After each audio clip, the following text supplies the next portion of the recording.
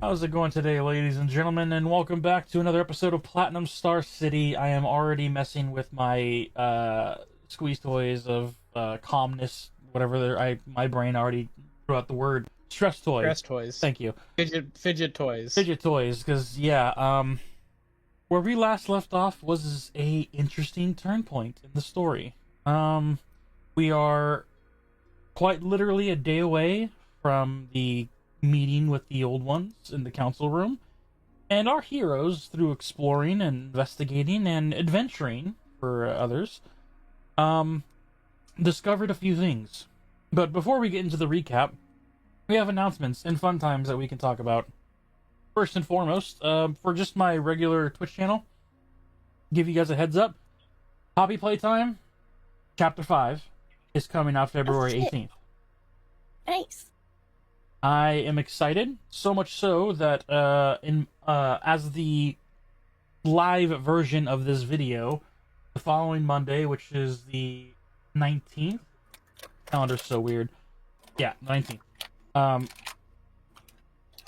going to be doing a speed run of all 4 chapters, just to refresh my brain on everything that has taken place from to then, and to get used to the mechanics again. It has been a year since I last played. So that's going to be happening. This 19th? Monday. Okay, and when does it come out? February 18th. 18th. Okay, I see. It's on a Wednesday. That's what threw me off. So I probably, even though it comes out on a Wednesday, I probably won't play it until the following Monday on the 23rd. But that's fair. Yeah. But yeah, that's gonna be something to look forward to in the future. But I'm gonna be playing Hobby Playtime, get as far as I can before other friends hop on, and then we play games together. Playtime. No, I say Poppy because I don't want to play Poopy Playtime. It's a bad time. Whatever. But other than that, do any of you guys have announcements for your individual channels or anything? Any shoutouts? I've You been think I have trying to plans? That's stream. I'm being exploited for labor by making free art. I think you But he volunteered. volunteered to do Yeah, by I think you himself, by the way. volunteered. I get DMs from you first, buddy. I think he slid into all of our DMs. That's why my voice sounds the way that it does. I wasn't expecting that.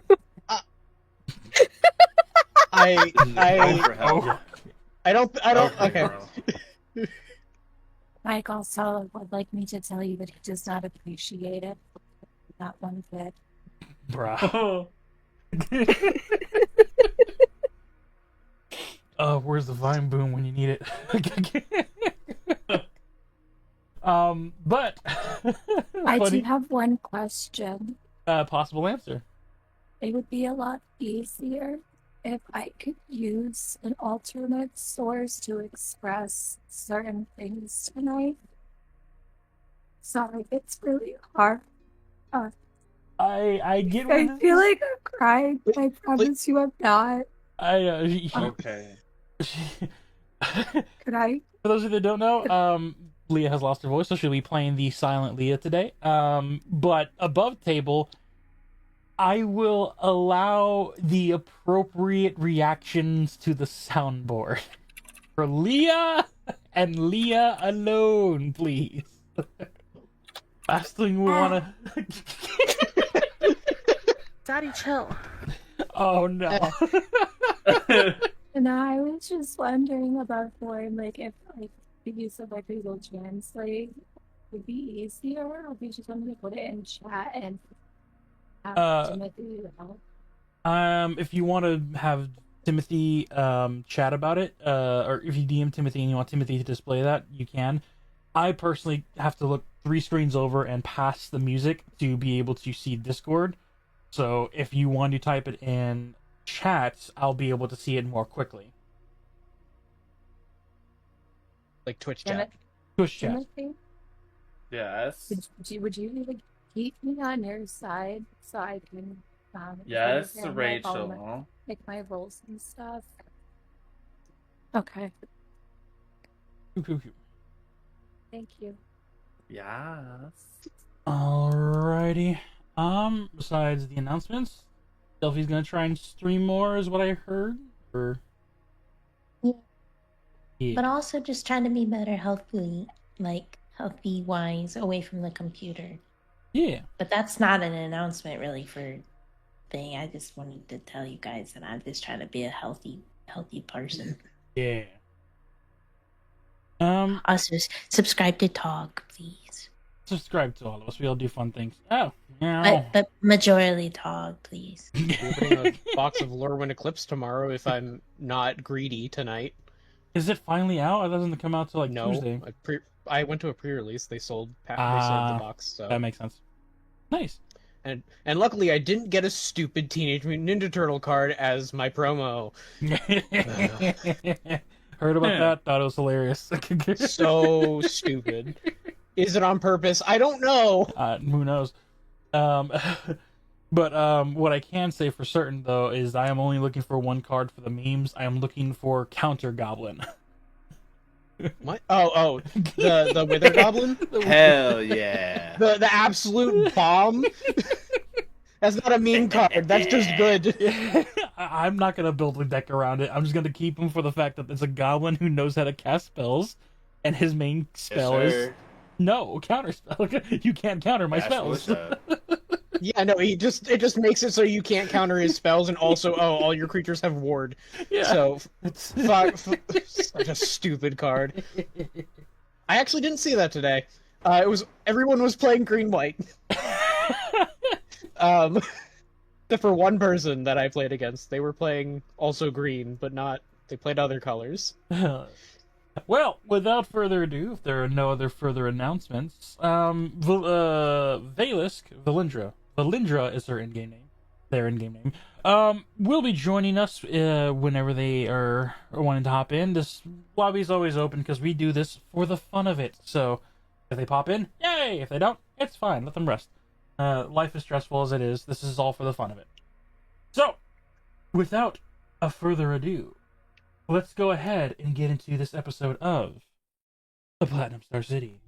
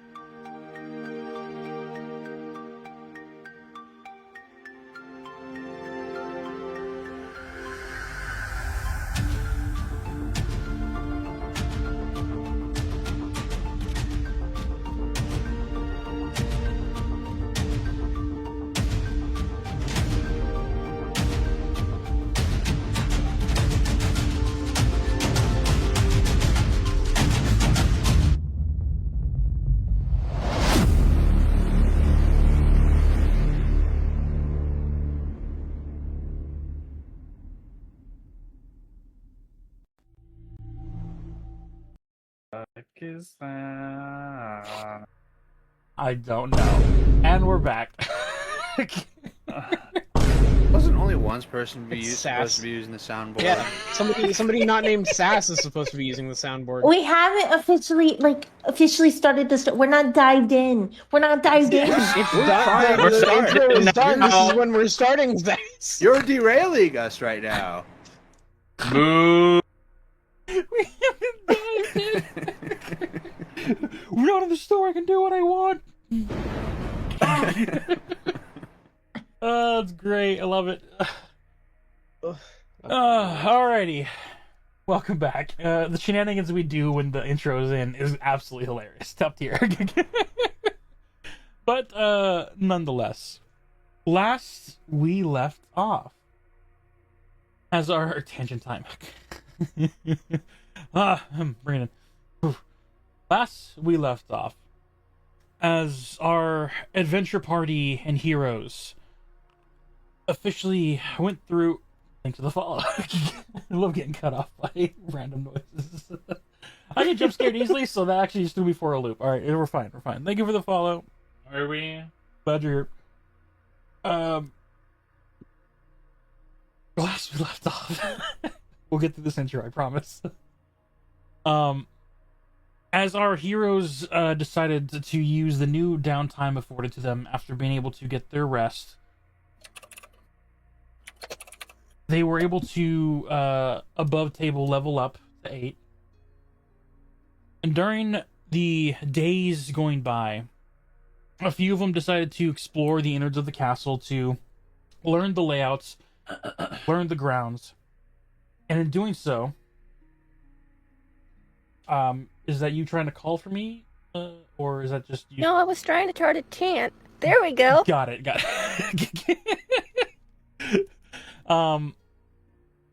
They found out the meeting room that is going to be taking place. A massively designed council, almost courtroom. Chairs and everything aligned from behind, and the center platform in the middle of this room covered in different types of runes and arcane ritual spells. And on the opposite end, 6 chairs available, though one seemed to have been grown over by vines and thorns, almost giving the symbolism of being hidden away. During this time, others decided to go look in the local available to them law room, a library that was specifically made of all the laws and maps, rules, and a point of view history of Thornbush's personal library. And as Durant was there, discovering that the times that these laws were placed are not congruent with how long the city has been here. The laws seem to have done recently. Give or take a few, maybe 10, 20 years, but if the city has been around for a lot longer, this was only a recent event. That being said, as Valindra went out to the Adventurers Guild, took some quests on to earn some coin and get to know the local adventurers.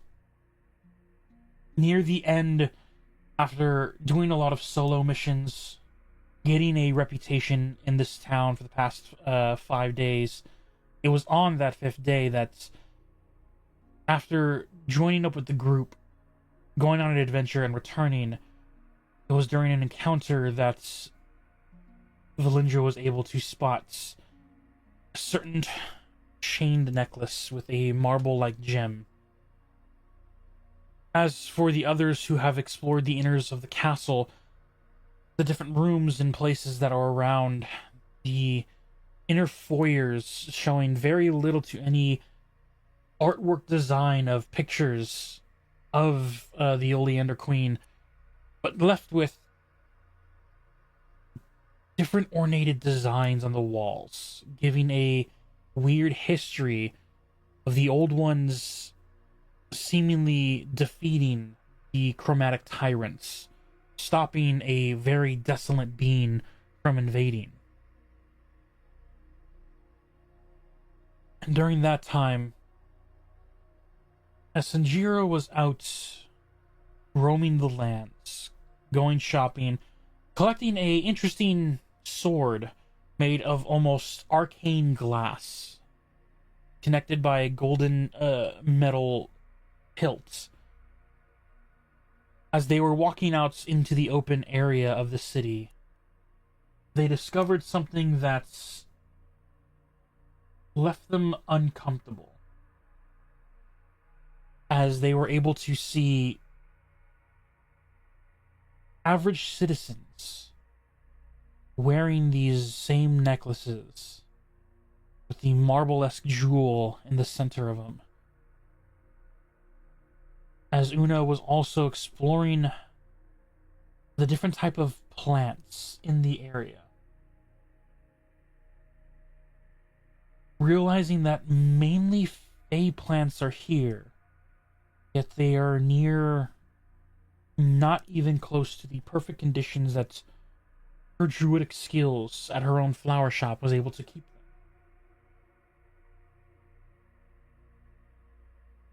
And as our heroes and adventurers, scattered where they may be, Sanjiro, from your point of view, standing in the middle of the streets, seeing this ornated necklace, you yourself never encountered this type of jewelry. And as you look at it more closely,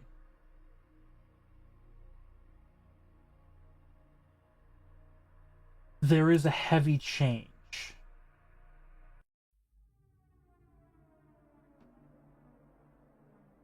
As your eyes of your cloak open, as a ripple of arcane energy centered around the tree echoes outward, and you watch as what is now being seen as an invisible barrier around the city, around the entire kingdom of this forest. And you watch as near the south end, the rippled barrier becomes visible, far off, miles beyond the water bridge around. And as this happens, the citizens all around you look shocked. And as you look back towards the small child that went up to you in the first place, that rippled energy almost flows through your eyes, as thanks to the arcane use of this cloak, you are not staring at a small human child that you once were. Instead, you see bluish skin, melded almost completely like leather, balded head of no hair. And as you look around to other citizens, you see that more than probably roughly 80% of the people within eyesight of you are all this bluish-like entities. No real features or discriminations, but you see through the illusion, the disguise. And as this happens, this vision goes in and out of seeing their human forms and seeing what they really are. For the rest of you, wherever you were, that energy forming outward draws your attention to any view you have of the south area, as you see that arcane shield bubble that goes around this whole major forestry beyond the city limits. And you see hundreds maybe even thousands of birds flying into the air. Those of you in the palace can head to the nearest window, as even interior you see the paladin and cleric Moonweaver rush towards the nearest windows and look outward. And as you all are there looking towards the south, you see as the birds fly off into the air. Every land creature in the area could be heard chittering or clattering as you feel the low trembles even inside buildings on your feet of something approaching.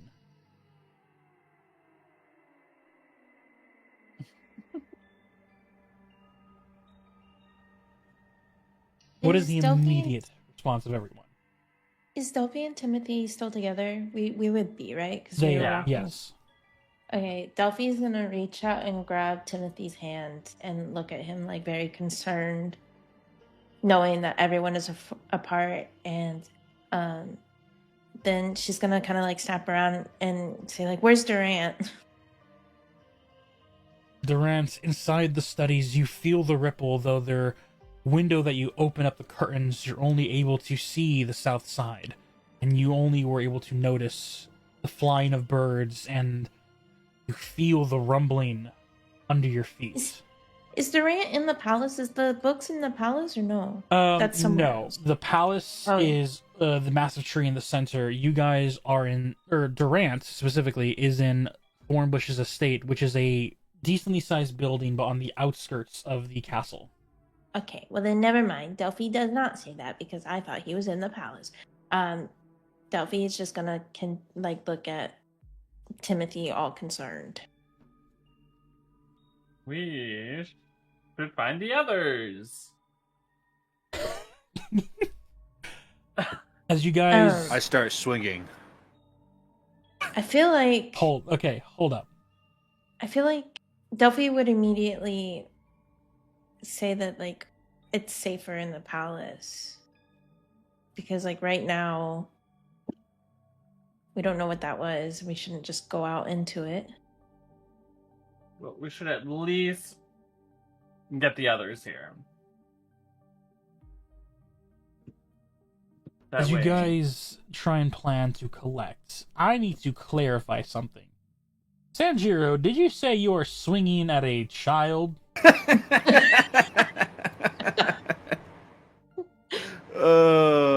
Confirmed No, that Sandro would- hits children. That would be so messed up. I'm hitting Doppelganger disguised as a child. Completely different. I would like you to make a history check to see if you've ever encountered a doppelganger before. I mean, on the boat, right? Timothy played a little tune describing the party's prior adventures. Would he have described the doppelgangers in that, or no? Do you think, Timothy? Timothy, would you?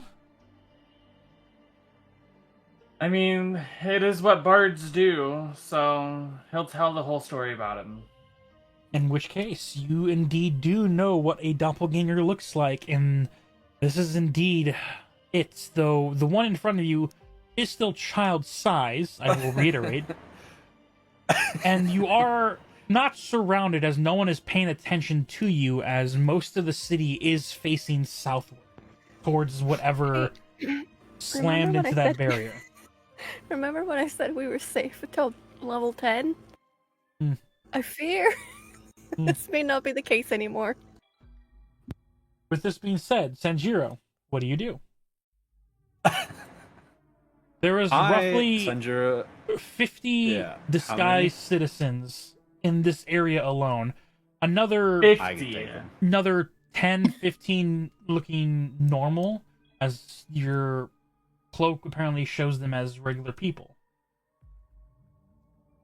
Look, I can take him, but I need to find my team first. So Hmm. I'm gonna start heading towards the palace in a rush. I'm gonna Got it. step of the wind and move my full movement and all that. As you rush with your full movements and you move throughout the town, your entire journey from here heading to the castle, which is at a wind like speed. Others like that you run past citizens. I'm just leaping like, on rooftops and things. I'm up top so as not to disturb the citizens. You look upon the city, avoiding the citizens, but as you see them, once again, you notice that a majority of them is even more closer you get to the castle.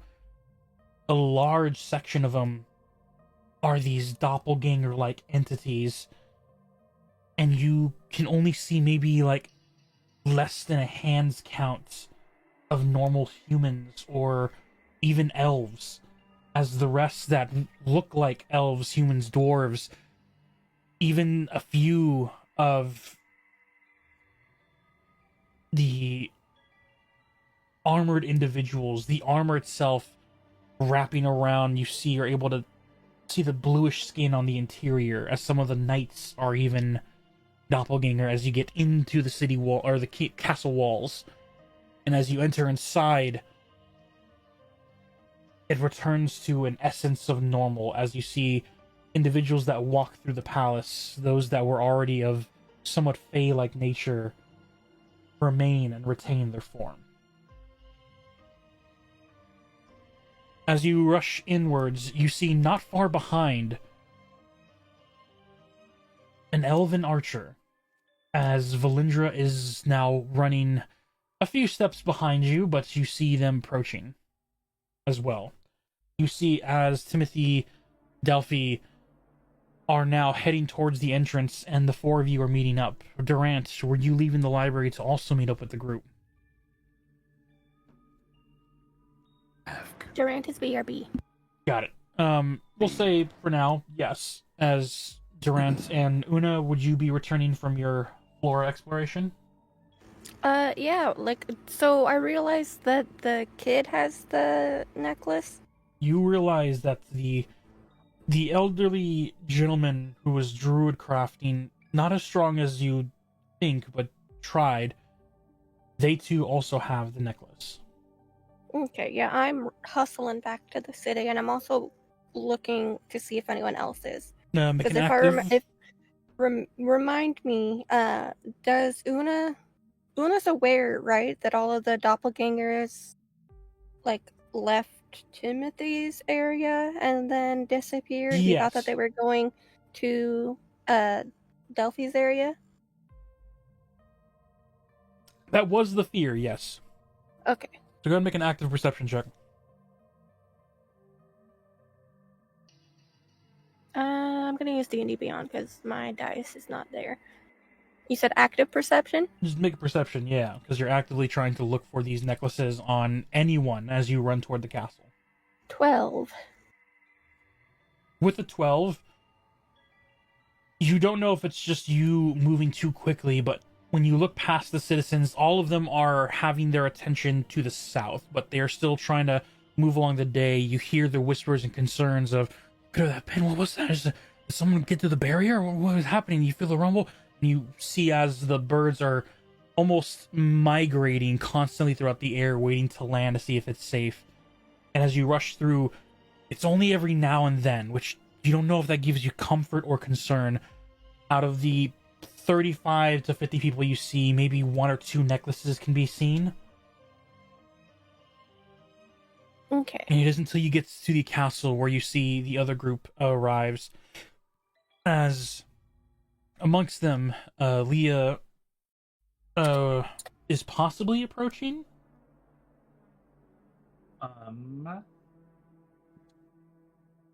I will probably say sure. As you're... Hold on. Otherwise, we're good. We can wait. She's typing. Yeah. We're wanting to see if everyone She's gathers. been wandering since the incident at the pub, so I'm going to say she will be slowly making her way back to us. The pub incident was exactly 5 days ago, so... Yeah, but she's been wandering since then, constantly, while also taking rests and all that, obviously, Yeah. so she doesn't get exhaustion or exhaustions. Yep. But she will be slowly making her way. As a companion, if allowed, Valerie would have been joining her to just keep an eye on her, keep her protected in case that individual does try to make a move for whatever reason as that happens. I forgot hold to on. change my Twitch. All right. Up, and that's on the wrong page. Valerie has been with her. Yeah. And let me go ahead and change my rewards because I forgot to. Out of everything I do, I always forget something. Luckily, it's just this. All right. That. Whoa! What? I will keep it. So I will have it there, but I have to get it. I need to put it back on where you guys can actually get skill points and whatnot. Oh, The character I suggested. I've already created them, and I'm not happy about it. Who? It'll be a fun surprise in the future. Spoilers. All right. It was a mistake to teach you all how to use the cool new feature. Run. All right. Running. There we go. All right, and No, Rachel. Oh. Rachel says if you make her roll for necklaces, she rolled an 18 plus 8. but for perception, upon patrolling the area, heading back, you are after the incident able to, especially with a 26, you see many citizens. More that the closer you get toward the castle with the exact necklaces on, and as you point them out to Valerie, she also is able to confirm as the same concerned look goes over the both of you, knowing the stories and you being part of them, as they head back with a little more urgency. But as you all, one by one, meet up at the front entrance, the stairs, but still on the interior of the protective, I say castle grounds, but this is a massive tree. She wants to make a history roll check to see if she remembers the guy wearing. I thought she did, and she didn't roll well, and she was angry with me. I remember. Okay, so with that, unknown if the individual prior also had the necklace, the masked individual that was later discovered to be her long lost she says Azura. that she doesn't remember this. She's sorry for it. So it's all good. It was 2 weeks ago. Yeah. But nonetheless, as you all approach, your passive perceptions that are above a 12. Here. Oh, I have a 12. So not I have a me. 12. I have a 12. Passive? Passive. Wait. Yeah. You Passive can perception? Yes. So this Mine's is 13. Mine's 16. perfect. Those that Rachel's got is a an 12 or 18. higher, you are all feeling the ground below you rumbling. Constant, like a mini quake is happening.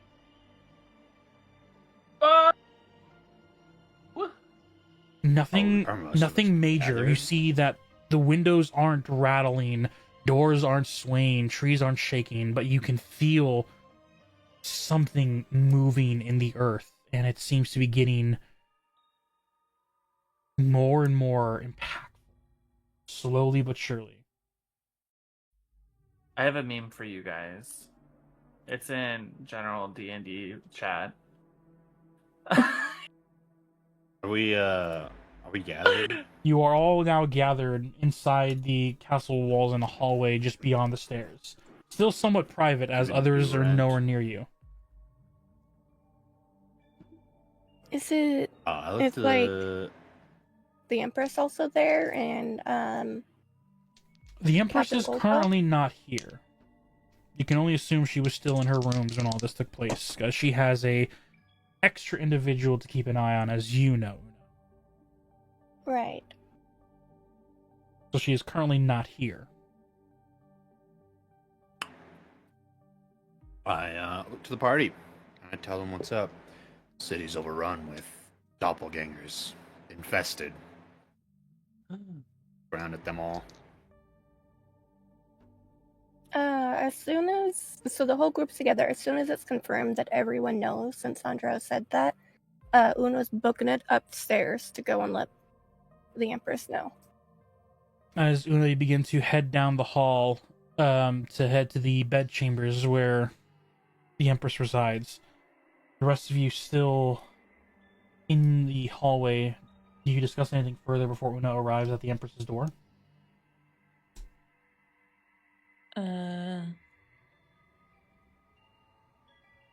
Delphi's just gonna be expressing like worry and concern.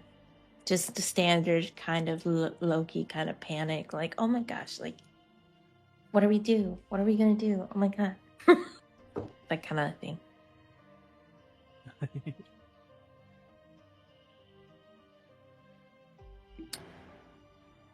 Yeah. What are we going to do, you guys? As you all are Oh, holding on Rachel to wants this us to know that she will tell us what her and Valerie saw while she was coming up to the castle as well. also sharing that most of the citizens, especially those closer to the castle, are doppelgangers and have the necklaces. That's what I said. But this is more the No, majority. sorry. I'm yelling at Rachel. Sorry. That's what I just said. I know I'm yelling at him in chat saying my name is Leah, bitch, and he's like, that's what I said. No, use my fucking name. It's Leah. Oh, that's great. I apologize about the tangent time. You're all good. I love it. Okay, now, respectfully, no talking. You're not allowed. Rest. Durant's back. I've been here. I made a comment about my passive perception being fucking garbage. Oh. You did. You said it was like a 2. Yeah. No, it's 11. Yeah. As you are all here, as Una runs in the hallways, at this point now, getting to the end of the doors. Hallways. If someone was paying attention, they probably would yell that, but at this No, point, that's they're what- all looking toward the south. No, whenever someone says, I'm running in the hallway, all my mind goes to is teachers in schools. Oh, yeah. Say, no, down! no, we're in the halls! Okay. As Una reaches the doors, for the rest of you, you can audibly see some of the knights are shifting over to the southern walls of the interior of the castle, getting ready for whatever might be on the way. As Una reaches the doors to the bedrooms of the Empress, do you knock or just enter inside? Oh, I just burst through the door. As you burst through the door, you see sitting behind the desk as normal, the Empress in a calm, but you see alert position, and you immediately see as Captain Goldpaw in his rogue form reaches for his blade, but then sees you and ease up, and you see the human fighter disguise itself also look in that direction, hand went to a blade, and then release upon seeing you as the Empress looks. Well, I take it something interesting has happened? The city's overrun with doppelgangers.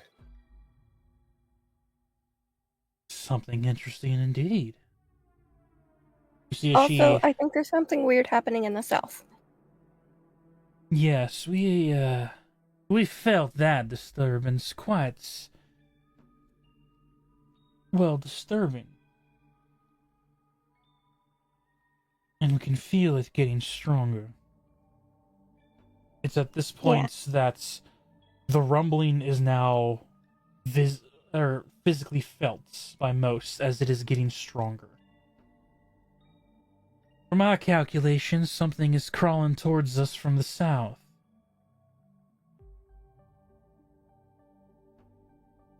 Yeah, and it doesn't sound good. I'm gonna go back to the group and make sure everyone sticks together. I'm assuming that you're gonna be okay. I'll be fine, but at the same time, you need to look after yourself as well. Would you like to take a shadow in case anything goes wrong?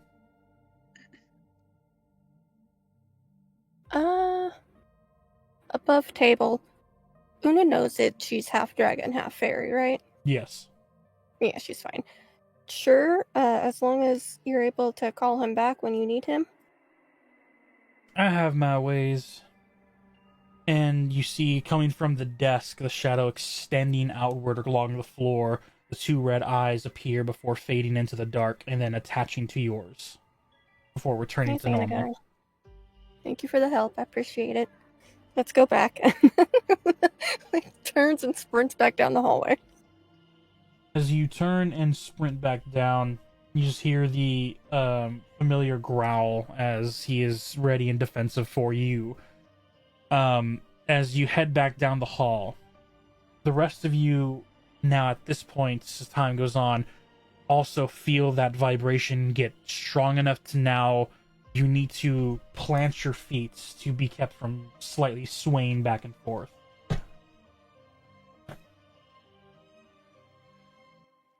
And as that strength grows, you now can visibly see trees on the outskirts beginning to sway as it becomes a decent tremor. See, as most of the citizens at first are, or from where you're standing, most of the knights at first are alarmed. I have a weird question. We may have a weird answer. I feel like this might be against how science and physics works, but if there's an earthquake and I cast Earth Tremor, could I make my Earth Tremor opposite of what the earthquake's doing so that the land that we're on is stable? Stable, I would say no. It would actually cause a ripple effect that could tear up the ground. Fair enough. Alright, fuck my idea. It was good, but unlike water where ripples can cancel each other out, Earth is more solidified and will just tear into each other. Yeah, I figured. As your group is here, you hear a sudden shout from the knights in a oddly exciting tone. As you hear a massive but low gutter roar from the north.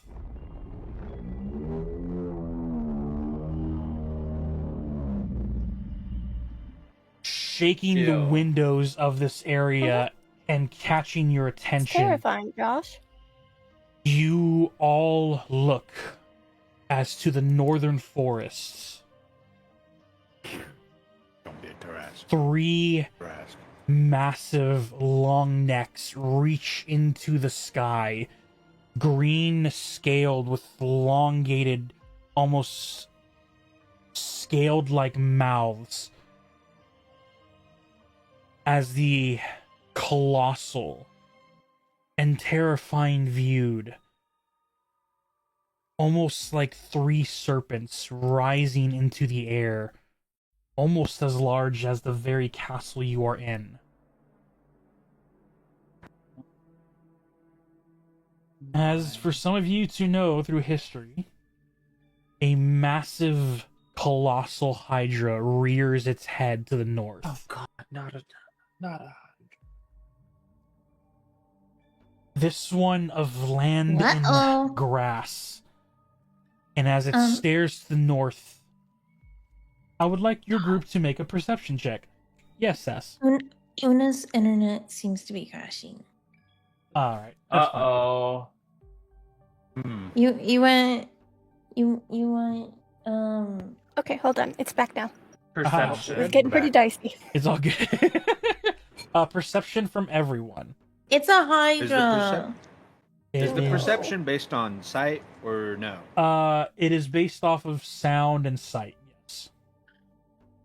Leah has Leah, 17 plus 8. Timothy has a 17 plus 2. Sorry, are we rolling passive or active? Active. Active. You don't need to roll for passive. I got 18 plus 3, so that's... Hold on. Very nice. I got my dice. Let me grab it. So far, Timothy, Leah, and Delphi has passed. Durant? 10. Dirty Eight. 20. Duran, you are just trying to follow every new thing that pops up. First is the earthquake, and that's news of doppelgangers. Now the guards are shouting. There's a massive Hydra-like thing in the northern area being visibly seen even from the castle grounds. Dirty 20, Una, you were able to see. Sanjiro? 21. Perfect. As Duran is trying to pick up every new thing that is developing, the Listen, rest of he's you... got a lot on his Come mind. on. He's been facing the books. I've been- He's got a I've been long reading- Get it together, man.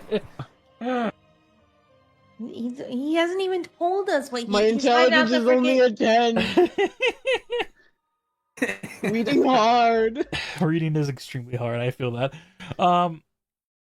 As all these new developments are happening, the majority of you, minus Durant, all look at the knights as you see them all not just yelling, they're cheering as you see their hands in the air, spears raised up in excitement. As you guys hear passive comments, that means he's here, right? He's here, yeah! Money's on the Hydra, yeah! I have my money on the Primordial! And as the ground becomes a very unstable, like shaking,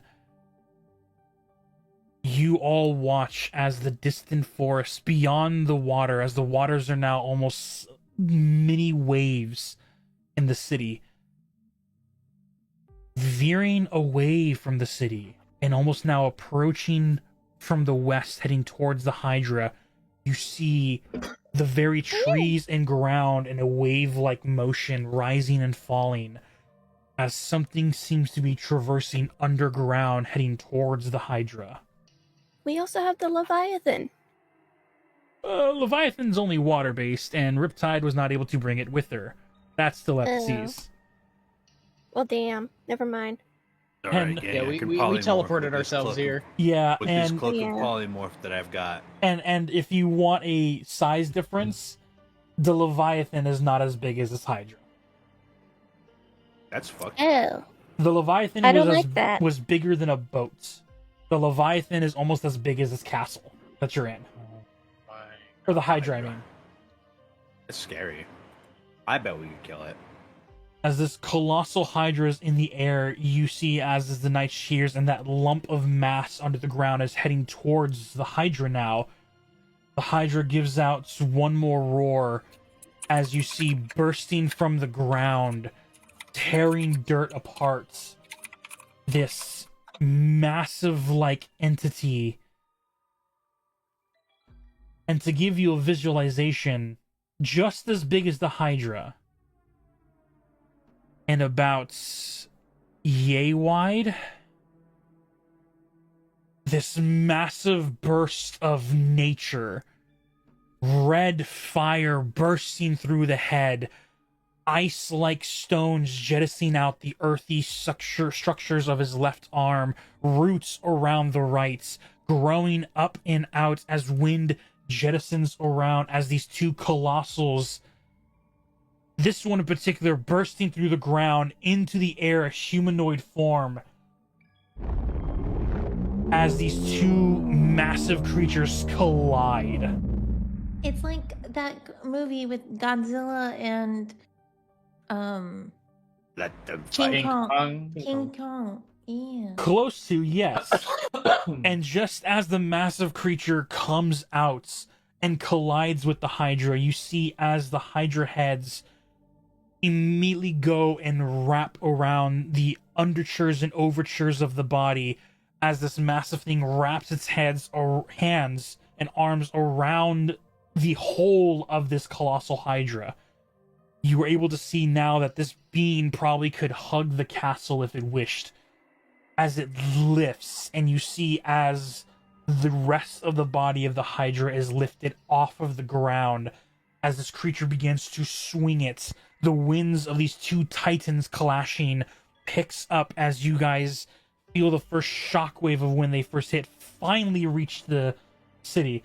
What are the questions for the two individuals? We'll start with Rich because they had one earlier. You do have access to your new sword. I did not send it. I'm gonna have to send it. Yes, to the Fang blade that he handed you. Sass, what is your question? Is the primordial acting as like a protector? Is that what's going on? I'm a bit lost. I'm not gonna Oh yeah, lie to because this you. is a confusing scenario. Sure We have enough, no idea what's going on. you have no idea. Two big monsters have appeared. Who's, We don't know what the hell they're doing. Two massive Titan-like creatures have appeared and they have collided. The first And are shockwave fighting each hits other. the city with enough breeze not to shatter windows, but to definitely blow black your hair. As the massive humanoid Titan lifts the Hydra, and you see them beginning to swing in a motion, rotating. The earth is still shaking with every step it gives. As it rotates again, it's twirling around with this Hydra as the Hydra's heads are just wrapping around the creature. And as it twirls for a third time, it looks like it's getting ready to launch the Hydra or maybe even slam it before a different site. Okay. As Oh, they're, shit. as they're doing that, before you reveal this next thing, Delphi's gonna kind of like briskly walk over to the knights that we heard talking and ask them why they're cheering and what is going on. As you head over Hey, to the who's knights placing bets? and ask, you watch as the knights look to you. Huh? Oh, sorry. Princess. It's the arrival of Pandoro and his his old companion. And you see them look over as, instead of tossing the Hydra, you realize that the embrace and the swings were much like a pet and an owner reuniting, as it, in its own way, gently sets the Hydra back down, and you see the heads that were curling around the creature unlatch, and they're beginning to rub against it as this massive Titan is now brushing the back scales of this Hydra's heads. Do you like the games you play with us, Tog? Slightly. Yes, that's why he's playing them. The I'm amount so of sad. We'll get to fight this guy now. Well, I guess technically we could still try and fight them. We just get fucking You know what? murdered. Sandro can go and try to fight the Hydra, and we can just watch Sandro get eaten. Okay? Exactly. I trounced the Hydra. Easy. You guys have Sure. no faith in me. From you guys at this castle, after seeing the knights do all this and explain, you hear the slow roaring of cheers from the city, slowly getting louder and louder. And at Can I make this, a perception check on these guards? make a perception check.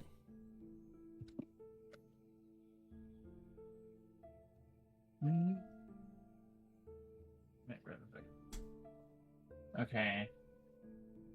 A 17. With the 17, out of the 20-25 guards that are here, what is it that you're looking for? The necklaces. Roughly 21 of I'm them going to walk have over necklaces. there. Oh god. As you all watch as the Titan is now petting the scales of this Hydra. The Hydra is nuzzling, all three heads are nuzzling different portions of the body, one moving to the ice arm, the other to the wind arm, and the other wrapping around the, now what was on fire, just a dull red glow rock, like a warming stone almost, as the Hydra is brushing up against it. Just as before, which was a nicely clouded but still sunny day, becomes ever bright as the sun just appears. A massive entity in the sky revealing itself with massive 6 wings and a centered eye that puts the same colossal-like view in place. As you see thy Zeraphil in their angelic form also appear in the sky.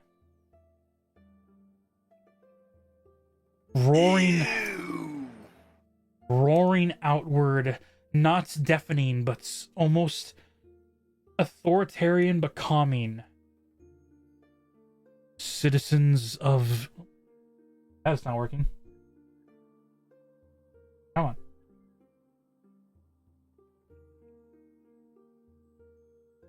Citizens of the city.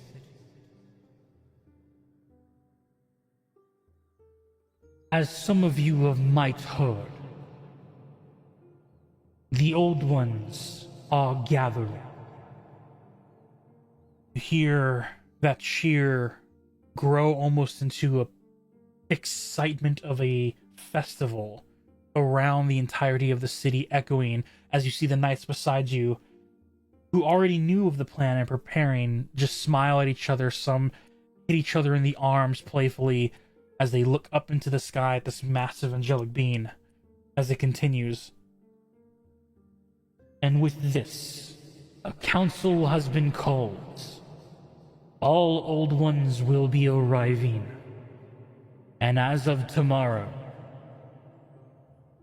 our presence will grace the city once again in harmony.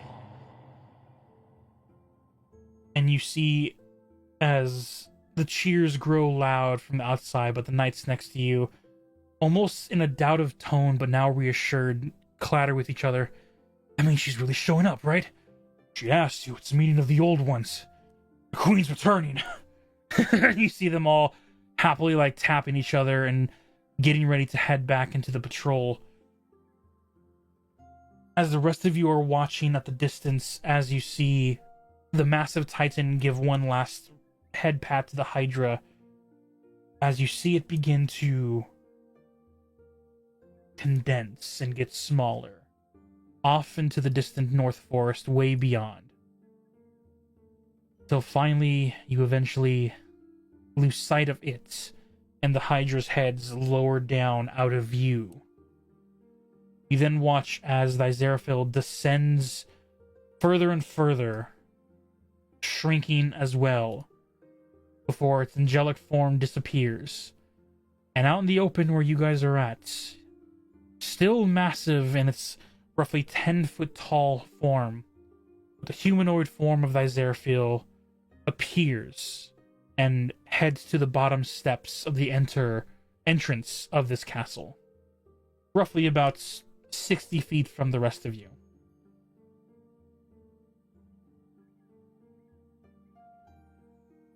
Does anyone go and meet Zeraphil as they arrive? Or do you Yes. Una watch as says, it Timothy will. Yeah, before we're anyone gonna... goes, Una says, "What the fuck is going on?" You said it to And then they'll Zeraphil follow or her. just to the group? No, Just to the group, to yeah. the group in general. Yeah, that's fair. Leah will also Meeting go of the and old greet ones. As your group shifts over and heads to the Zeraphil, you see their heads, the two floating and the solid one, look left. They're smaller, but 6 to 8 wings in the back now, hovering around their head like a almost crown decoration, as their robes are more refined and regal as they look over to you all. Ah. The companions to the Princess Oleander. As they give a small bow, but as tall as they are, just seems like they're looking down on all of you. Not emotionally, but physically.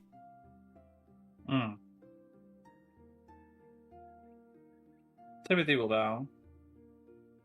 Have you enjoyed your time in the Forest Kingdom? Delphi's gonna step forward. There are lots of issues that need to be addressed, and I fear we're all in danger. And then she's gonna kind of back up. My friends know a little bit more, and she's gonna like motion for whoever has information to step up. Yeah. Look around at like any guards nearby.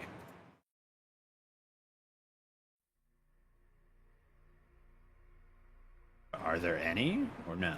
The guards that are that were grouped up upon Thyzerafil's descending have gone back to their patrols in separate areas. Unlike you all, which they still treated Delphi with regal as they like stopped their cheering and bowed from there, but their excitement was like, pumped. They still treated Delphi with that respect, and you see they don't approach Thyzerafil, but they go back to their duties. So you guys are currently in this open platform. You do see the only ones approaching, but are slow walking, still about 100 feet away, but slow approaching. You see that paladin and cleric of the Moonweavers are heading down the stairs to go meet Thyzerafil. But right now, normal, right? they're 100 feet away, and it's just you and them. You look towards them, and they both are their forms. There's no hidden scales, skins, or changes to their outfits, or them themselves.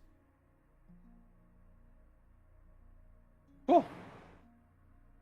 As Thyzerafil looks to you all after Delphi mentioned about the danger. What dangers do you persist on?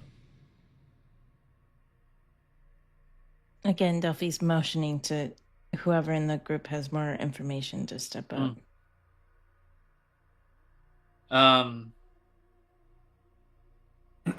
Sandra steps forward. Well, Leah wants her to thank her for her parents. Indeed. She will also follow up that there's news. Sorry. Rachel's a slow typer. Of what she has seen. So. On the way back from the castle. Right. As Leah gives the explanation of the necklaces adorned the doppelgangers that you guys have seen and shown evidence of.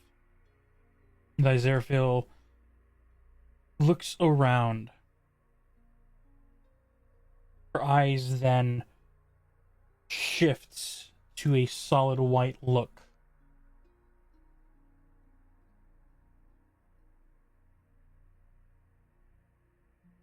I see.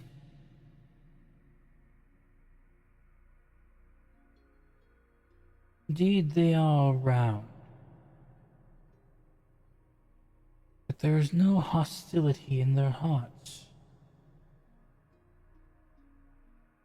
This is news. Have they always been like this?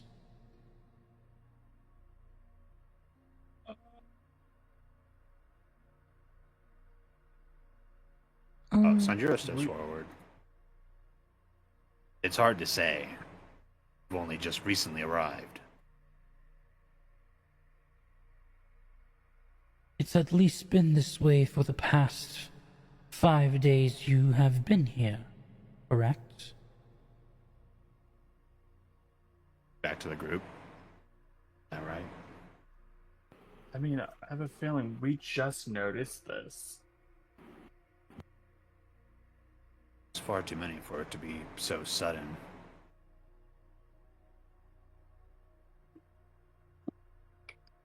Oh. Regardless of their hostility, they've captured the lives of beings.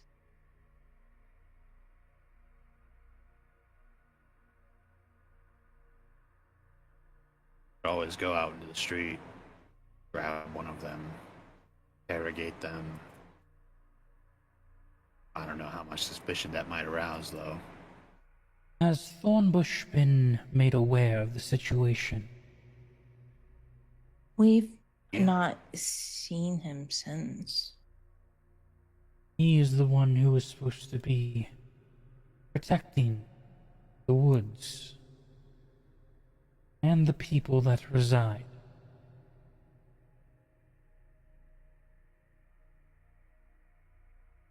Should we bring this matter up when the others have arrived tomorrow?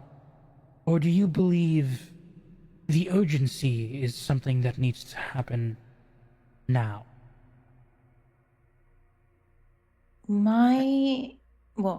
Timothy's family, they were, how long ago was that? Months? Well, no. Well, Wasn't it like days? nope, because it has been more than a week since you guys returned. It's been close to now 2.5 weeks since that incident. But you also have to remember that for you guys, it's probably 3 to 4 days less because the Fey Kingdom moves faster than the Sorry, no. This world moves faster than the Fey realm. So in the Fey realm, you were in there for days, 3 days to be precise, and almost a week moved by in the overworld. The ambush that Riptide gave happened while you guys were over there, and they were calling for you to return. But obviously, the message, the sending, was unreadable until Timothy's father was able to pull out the staff and decipher the message. So for you guys, it was slightly longer. For the others, they haven't had news of doppelgangers for as long as you guys had. Now you have a city. Recently, Timothy's family was attacked by doppelgangers, and we believed their intent was to go after my kingdom and my mother, who is now coming here. So it's a little bit of worry. You suspect an ambush of the Queen? I'm not sure. I just know that there's things that don't... There's, like, issues with this kingdom, and now it's been brought to our attention that there's doppelgangers. I don't... They know more about how many doppelgangers they've seen. I've not seen any that I'm aware of. Leah shouts out a lot of doppelgangers. Just a lot. As Leah shouts this, thanks, Leah. At this point, you see as the paladin approaches, what is this about doppelgangers? As you look behind, now at the steps, behind you about 10 feet, you see the cleric and the paladin of the Moonweaver behind you all. City's infested with them.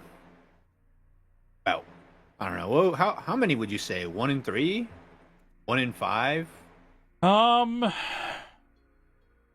5 to 1.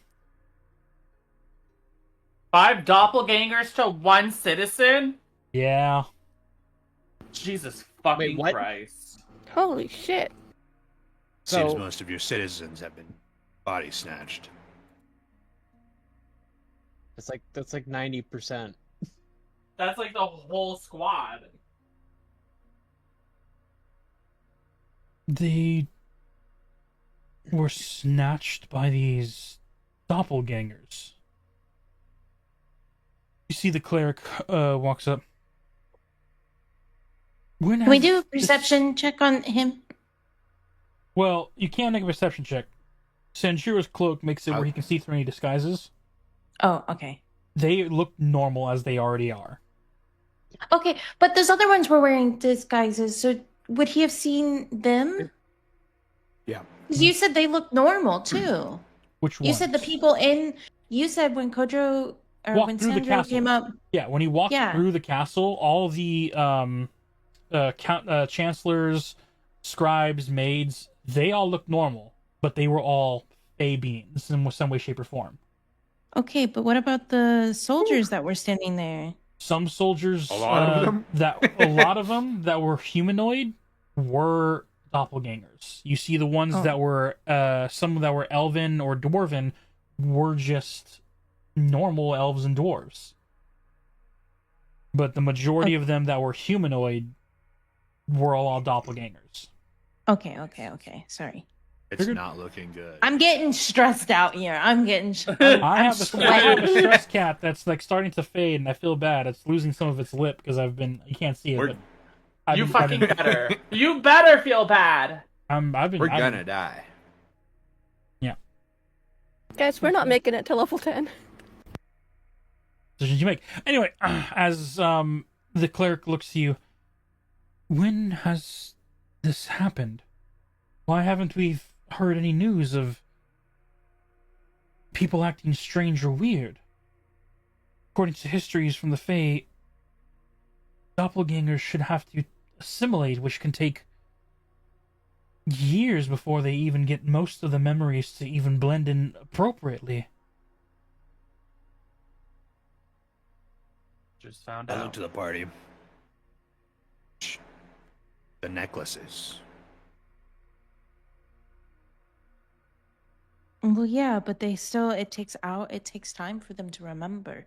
The necklaces don't just give them immediate knowledge.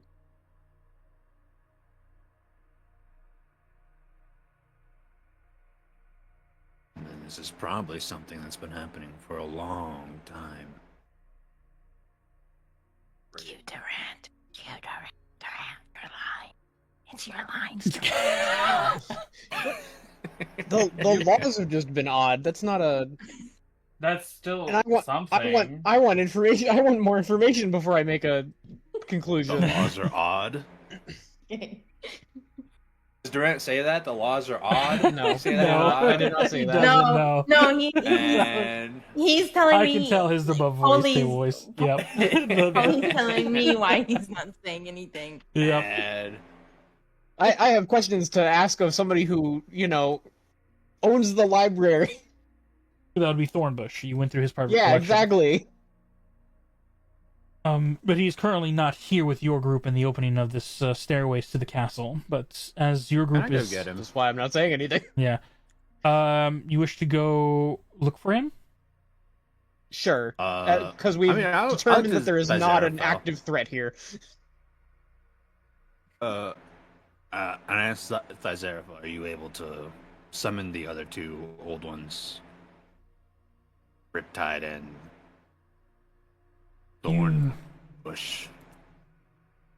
Do you wish for Pandoro as well? Sure, bring him Yes. It is a Shall little we early, go? and we will be without Queen Oleander. But if the ambush is for her, we could have a early meeting to discuss. Shall we take... We should go to the. Was it a throne room that had all the chairs? the courtroom? The courtroom, yeah. Should go to the courtroom. It is set up for everyone to be there. Delphi's gonna Watch. turn towards the cleric. We need to make sure that it's a private meeting. Indeed, it would be, especially when the time comes. The only one allowed will be myself holding the spells together, along with the paladin being as the adjudicator. What's the word? The god. No, Which one? The paladin will be the god. do you say guard or god? Guard. Sorry. Guard. Okay, I was like, what do you mean the paladin will be the god? No, it will be the guard. Besides that, the cleric continues, it will be just the old ones and your group. Unless someone else needs to be brought in, but that will get permission from the old ones, and they will be allowed in after. But for now, myself and the knight here will be able to get it ready for when you all arrive.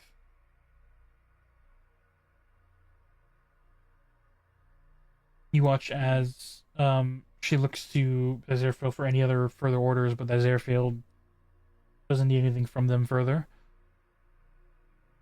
As the cleric and paladin will then turn and head back up the stairs to seemingly get the courtroom ready. As Aziraphale looks to you all,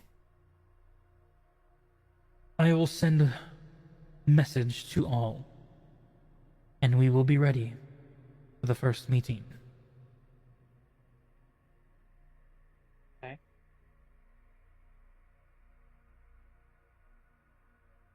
You watch as Aziraphale floats off the ground and levitates up the stairs, heading towards the interior of the castle. Delphi's gonna turn before we go towards the courtroom. Delphi's gonna turn to everyone. No one go anywhere alone. Got it. And then she's gonna really look at Sanjuro, and like with a I'm watching you kind of thing. Leah will Like- also nod and say, "Of course." So are we all walking towards the throne room or the courtroom? You can only assume that it'll probably take maybe 30 minutes max for all of the old ones to gather, so you have a few good minutes to do whatever you need before the actual gathering. Okay. Una's gonna talk about how the kid in the garden, like, was a doppelganger, but, like, referenced his family being the ones to do the garden for, like, a while.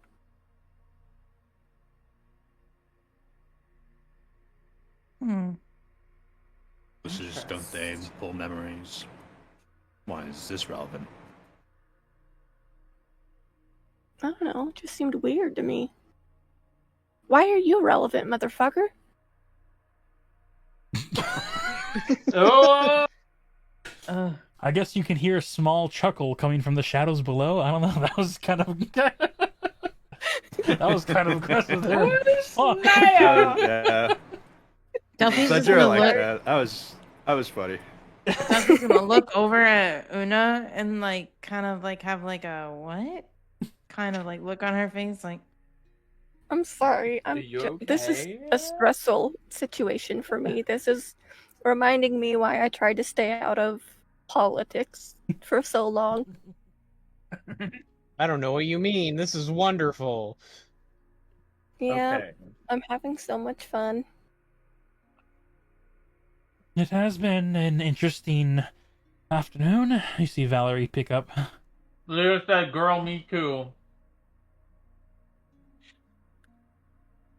I will go get the Empress and let her know of the meeting taking place to see if she even wants to discuss these doppelgangers. More than Leah most. will go with her to keep her company and where she's not alone. Indeed. We'll meet you in 30 minutes at the courtroom. Because we did say not to go Pair up. off by yourself. Yep. Pair up. As Leah and Valerie You begin know to... what? Perception check on Valerie. Because, girl, Make a no, we perception just check. said Well, no, she was 19 plus intending 2. Leah to join. That was always the No. intent. Whatever. Nuh-uh. Don't lie to me. I got a 19 plus 2.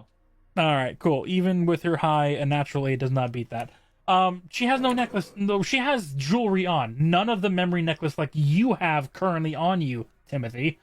Okay. Good. I would like to, So I would if like I- to perception check Timothy. Make an insight check. Dang it. It's a 17 or Well, 18, I think. You have luck. I will let you know. No, I lied. It's a 21. Oh shit! I mean, you're just gonna get the information of Timothy wearing a fucking one, but then you all fucking remember that it has the fucking displacer beast in it. You don't know that. It could easily been I wouldn't know replaced. that. What do you remember? What is the No, he Displacer was Beast remember? there. It can easily have been I wouldn't replaced. Have you gotten You any could have been Displacer Beast replaced. memories yet? You could be replaced. Timothy, do you wish to dwell on the memories of the Displacer Beast? Yes. You have had this necklace on for 5 days. Yes. And you've now, looking back on it, the memories that you've gotten, almost like dreams, especially in your sleep, dreaming of being captured. It's like a reverse order from when you were in the cell to being captured, to running in these forests, feeling panicked and angered, fighting off some hunters, fleeing confused in these new lands, finding a portal after being chased, going from the portal, moving through the colorations beautiful and true of many different types of luminescent flowers and lights, familiar sight to the Feywild.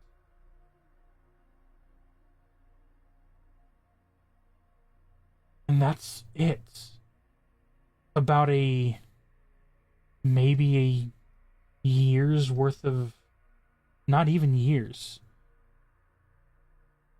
few months worth of time in these past 5 days. So how long would someone have to wear this necklace to get years worth of memories? Oh God. Y'all, this displacer beast. He needs to go home.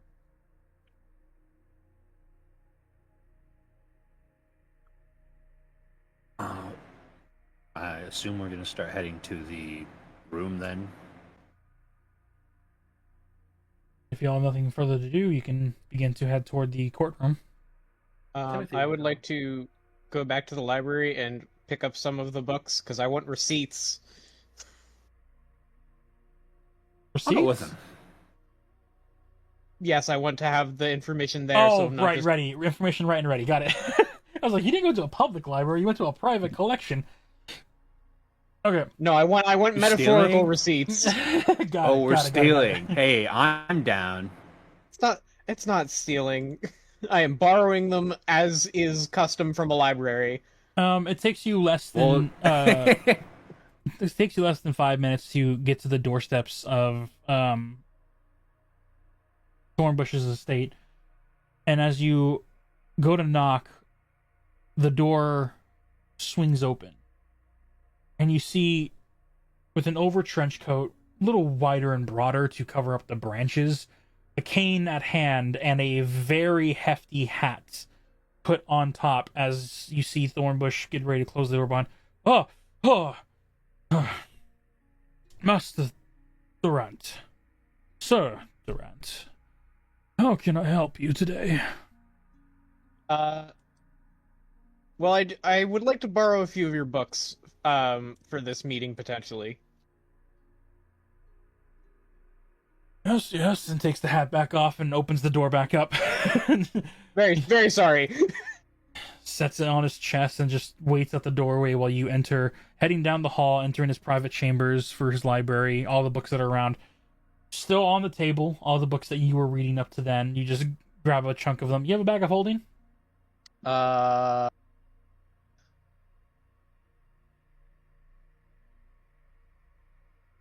Here's the next question. Who went with I have a backpack. I'm just going to put them in my backpack. You guys go in backpack. pairs of twos now. Yes. Who came with me? Tanjiro came with me. Okay. I will fit what I can in my backpack, and then I will have Sandro and I carry the rest, unless Sandro has a bag of holding. No. Nope. Okay. You are able to fit these. Surprisingly, of the information given, these are massive, like, old textbooks worth, so decently sized. Your backpack's already filled with your other supplies and items, unless you empty some stuff out.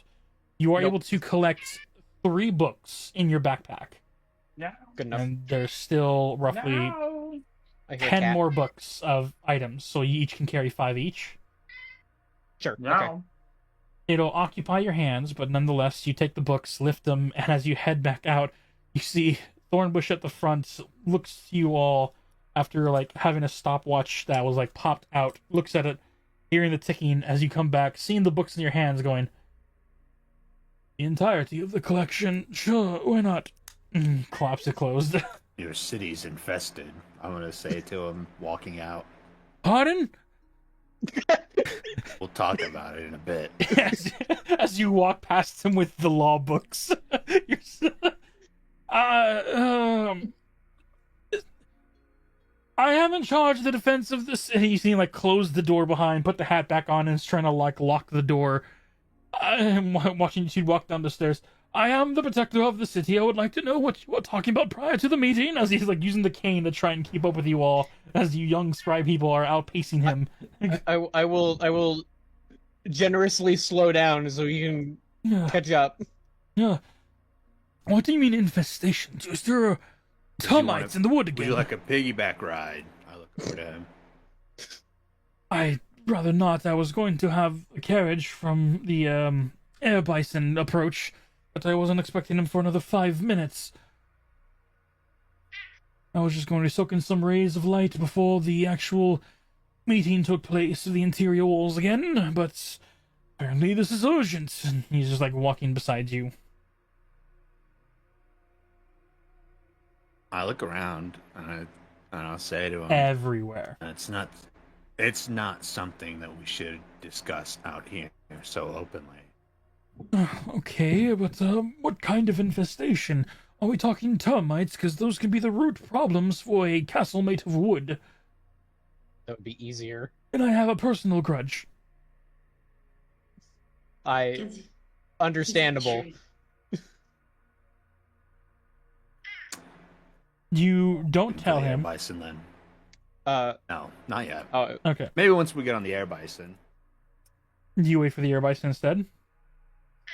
well, if he's already fast? summoned it, we may as well. Oh God, not the air bison again. Yeah, we may as well wait for it. All right. As you wait for the air bison, you see he's now, like, slightly anxious with the word of infestation, but apparently can't talk about it out in the open. He's just genuinely confused. And then, sure enough, you hear it before you see it as the air bison Moscow just, and you hear the fast hoof approaches before it lands on the ground, and clatters like, "Oh, well, this is more than one person, but how's it going?" Looks to you all with a half smile on his face, looking at you all. The air genasi before you. Party of 3, hop on board. You see as the old one goes into the carriage, sits in the back, and you see, unlike the previous carriage that had an open canopy, this one has been closed, more regal, and has a symbol of the fairy in front of a fully grown tree, with their arms out open. Symbol of the old Oleander family crest. Yeah, I'll get on the carriage. I will also get in the carriage. As you guys get into the carriage, is like, all right, we'll be there shortly. Snaps it, and you guys have to, like, you watch as upon entering, the tree immediately grows its foot roots into the carriage wood, and then just gently relaxes its shoulders. No, that's cheating. Before, whoof, you guys take off. I'd like both of you to make fun little dexterity checks. Or be A launched check or into saving throw? you know what? Funnier, saving throw. All right. How close? Oh, I assume. Well, we're in a carriage, so I assume we're within 10 feet. You're within 10 feet, yes. Cool. Sandra, add +4 to their dex save. Hey, I'm fine. I'm a monk. I'm gonna be fine. Yeah, but now you'll be even more fine. Says the Alright, man who alright. always rolls low. I got a 26. 26. 19. Wow. 19, you're both fine. You both expectingly, as you see his tree roots grow into the wood, both of you just kick up your feet and push it on the opposite bench. And sure enough, as you take off, it's like one of those instant roller coasters where you immediately jerk forward. Where if you weren't prepared, you'd probably be sitting upside down next to Thornbush, but you're able to brace for takeoff. As you all take off to the skies, and it is a very quick but heart-dropping ride as you get that soul-sucking feeling of being launched into the air before dropping down and smoothly coming to a landing. in less than a few seconds, you're already back in front of the castle. Yeah, okay. Last stop, On the brief everyone off. ride. Please enjoy the rides and leave a tip for your driver. As you see Yeah. Thornbush unroot, open the carriage, and walk out. Looks to the Genasi. Your riding skills always gives a new meaning to Heartstopper. And just flicks him a gold coin. Crashes it. That's because you rode low on your fucking thing, Rachel. Here to please. Looks to you, Durant and Sanjiro, as you hop off, and you see him look to you with a bombastic side eye, I guess one would say. Just Bombastic side eye. holds out his hand. Huh? On one hand, I want to give him money to be a decent person, but on the other hand, I shouldn't have to fight for my life. Huh? Just see him play with his fingers. Huh?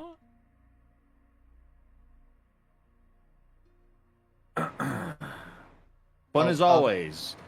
NPC whose name I definitely remember. Make a history check, see if you actually remember.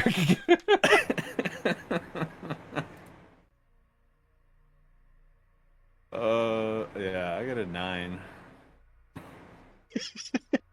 You have no idea who his name is or what his name is. Or who he is. I'm gonna. I like this guy. I would have remembered his name. Remind me how money work. Silvers are dollars, golds are $100 bill. I'm gonna I feel bad throwing 25 coins at somebody. Throw it. I'm gonna hand him 25 silver, and I'm like, you'll get a gold when I don't fear for my life on your ride. Cornelius looks to you all. Did we ever ask his name? Sorry, You did. sorry. I'm trying to sorry. remember. Did you name this poor man Cornelius? Yes. That's crazy. Yeah, Cornelius the That's Genasi, wild. and Moscow his it's oxen, not bison. His oxen, air oxen. Yeah. It's a legally distinct bison. Yeah. As you toss him the few silver and make mention, he's just like, but if I did, you wouldn't be excited or have a nice new pep in your step after getting out of the carriage, eh? I step off and I walk past Durant. Thanks for paying for my ride too, Durant. Oh, that's so brutal. Hey, he's expensive! You see him yell as you walk past him. They don't appreciate us, Moscow. And you see him rub the side of his bison before. I gave this guy 2. Yeah, I gave this guy 2 gold last time. I don't want to hear it. Before he just whips it, and sure enough, you see the chaos that you had to go through as it goes from like flat ground to instant like 80-degree upcline into the air. You guys enter inside, heading towards To the courtroom. Yeah. Anyone have anything else to do during that time before we get to it? Alrighty then.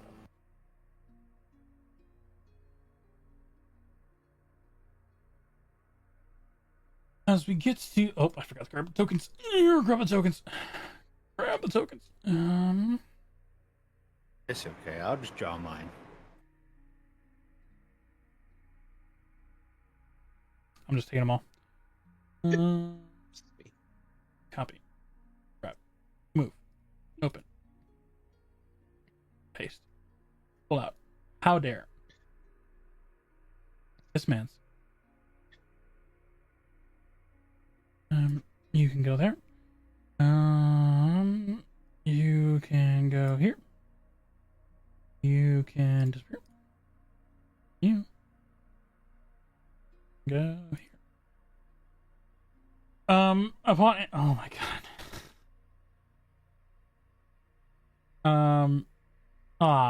Didn't judge the map properly. Oh, well. Here, I'll just zoom out. Oh, it looks so small zoomed out though. Well, The Zeraphil is at the table's stones desired. Riptide, you see, is already behind her, like, water-esque but solid, like, table. The ice sheens intermixed with the design of the artwork.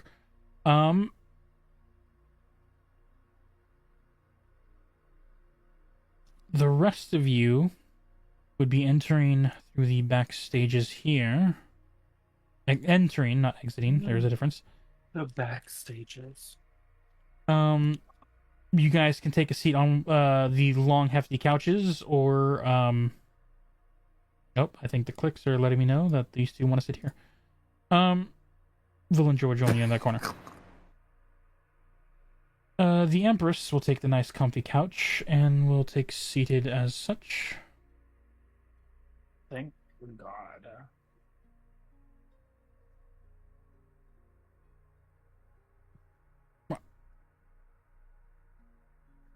Durant, Una, and Delphi, where do you sit? Um, I bet. There. Uh-huh. I guess I guess I can go here, and I'm gonna put the book, or I'm gonna get the books down. I'm gonna leaf through them, trying to find the earliest law. As you and Sanjiro are rifling through the books, Delphi takes the far end seat. I'm just carrying them. I'm not. Elfie, you're Oh, gonna I'm not sit looking next through to them me. What do you mean you guess you'll sit by yourself? Because Didn't you it's kill so Delphi's unbalanced. book?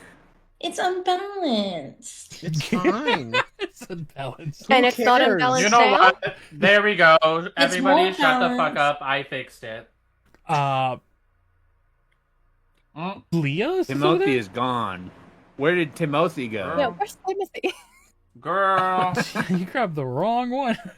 No, what? I grabbed Timothy. I can't move Rachel's character. That's a good point. Did Rachel move it? How did I think that? Rachel What? Probably. Okay. Yeah. I was gonna say how. did Rachel, that- you're grounded. Okay. Grounded! With that in mind, already currently seated, you see Riptide and I didn't want her sitting alone. You see Thank you. Riptide and Azeraphil already taking their seats behind, and it isn't long before entering inside. In a more humanoid form, the flames are completely gone, just small embers working through the cracks. The ice sheens are now just covered over as you see. Oh, geez, nope. As we see Smaller. Okies, nope. A Smaller. giant. There you go. You see... crashes through the door. Run. No. He simply walks through one of these side entrances in the back where these chambers are. You guys see there is a 5 to 10 foot lift from the floors to where the old one sits, much like a courtroom where the judges are above, looking somewhat down. It's more of a 6 foot. You get the idea. As the three of them take their seats on the interior, you watch slowly approaching, but still able to make the entrance. And arriving to the seats, you watch as Thornbush has entered. And it's at this point that you see as Azeraphil almost doesn't really shut their eyes, for their eyelids are almost non-existent, but the eyes go white before returning back to normal. It seems that Scornius has arrived. You watch entering in this Aarakocra-like being, muscular in form, without a shirt, but long, blued, almost burning like feathers, as entering in from the left side and then taking the seat, this blue Aarakocra no weapons can be seen, but the long blue-like wings on the back seem to be in a constant, almost blue flame-like tinge, waving in and out, even though there is no air.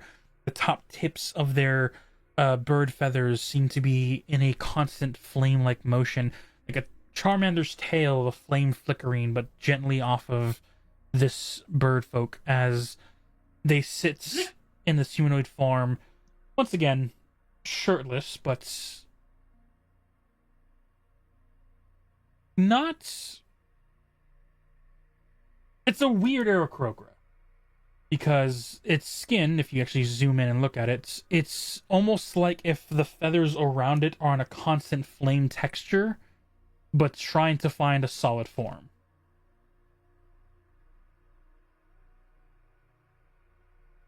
Timothy will whisper to Delphi, Theo's hotter. As 5 out of the 6 members are here at this council. You watch as Riptide, first seeing Timothy and Delphi again, just give a small little wave over the counter before putting the hand back to the regal-like position, sitting against the chair. Thornbush. Thornbush simply finally gets to a seat, even though he arrived before the Aarakocra. Thornbush finally takes a seat. Alright, we have the privacies of the chamber. Maybe, and he points to the back as... Let me go ahead and pull the paladin and the cleric, the 2 people I forgot to... Yeah. Where is there? Find their token. Flip is their token.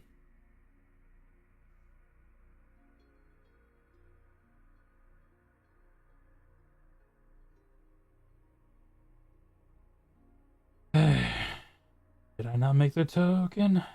Swear to mass, I... 2 guys chewing on a sofa. 5 feet apart because they're not yet.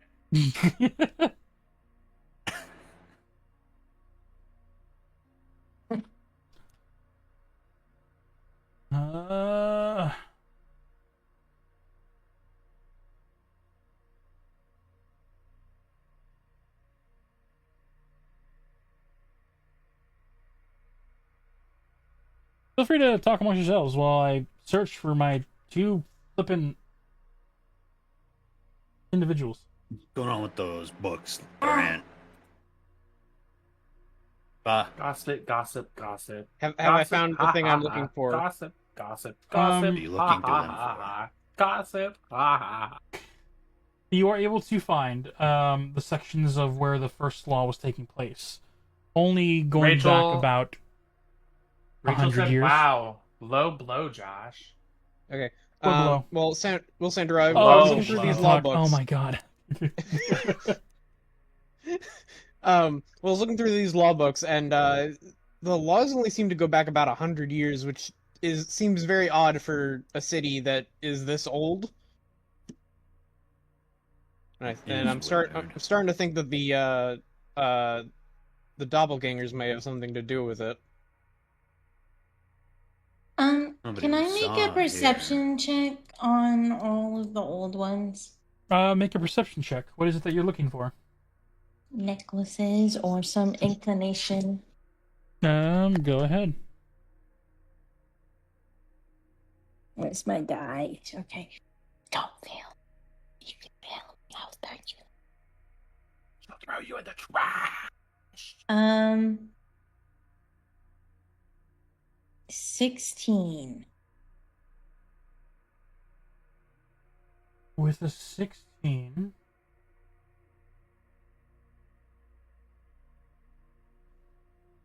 they do not have any necklaces on them. None of them seem to be ornated with jewelry. Riptide only has her armor on. Aziraphale has that ornated robe and cloak, but no actual necklace. Pandoro has nothing but his bare rock skin. And Thornbush is in his like old man cloak with the bushes and thorns, so there is no necklaces amongst any of them. Relax, gang. If there were something weird about them, surely our DM would let me know, because I have true sight, and neither of us will forget about that. Surely. Excuse me. I'll let you know right now. Describe how it works again. Their true appearance, if they're changed by magic. They are changed by magic. You see the essence of a giant eye, a giant primordial being. Riptide looks virtually the same. Maybe some more scales on the face is the only thing you can notice. That's fucking hilarious. You see You did this. You see coming from Scornius a giant blue inflamed or red scaled but blue flamed phoenix. Definitely bigger, but nowhere near the size of the colossals on the right side of the table. And you see close to, but more actual physical bird than humanoid. This is a disguised form, which is a humanoid form that could be here. Dark Phoenix, Jean Grey. Yeah. You. And then Thornbush, basically his humanoid form is a disguised form of a just massive treant, but old and large, though. Once again, Just nothing. old. The two colossal beings that would be visually different would be the Azeraphil and Pandoro.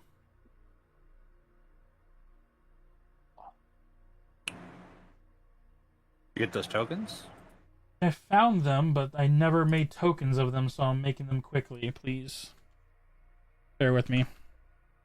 100 years back, huh? No. Only 100. Anything? Only 100 years. That seems incredibly odd. Damage. Oh, bitch, dude. I would imagine for a I'd city like to this old, roll there would be random laws that just haven't been removed from several hundred years ago, at least. One town I was in had a law that you couldn't drink past 10 p.m. People did not like that. I can imagine. Yeah.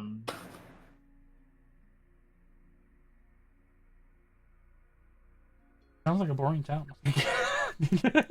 Yeah, it sucked.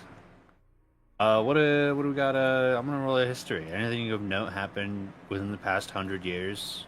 Make a history check while looking through these. Actually, make an 15. investigation because you're reading through books. You're not actually drawing off. Wait, are you drawing off your memories or are you going off of the book? I'm drawing off my memories about anything like historically relevant that may have happened in the past 100 years.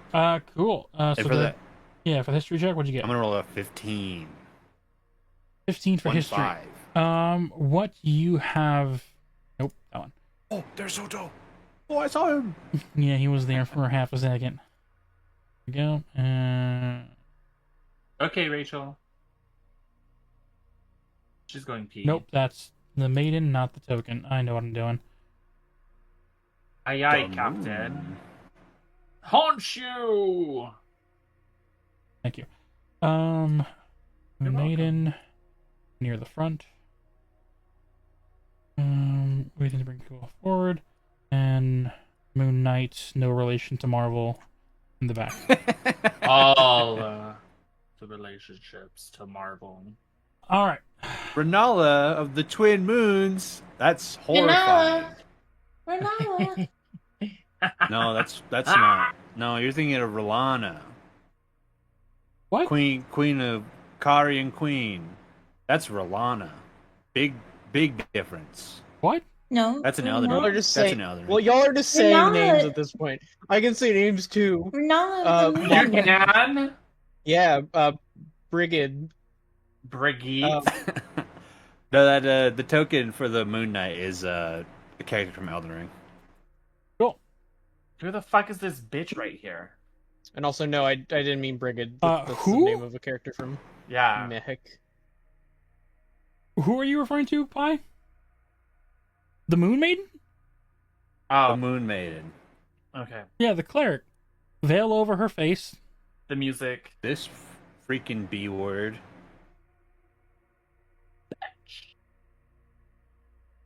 He said it. I He did. That's messed Oh up. my goodness. He has been nothing but helpful. How rude.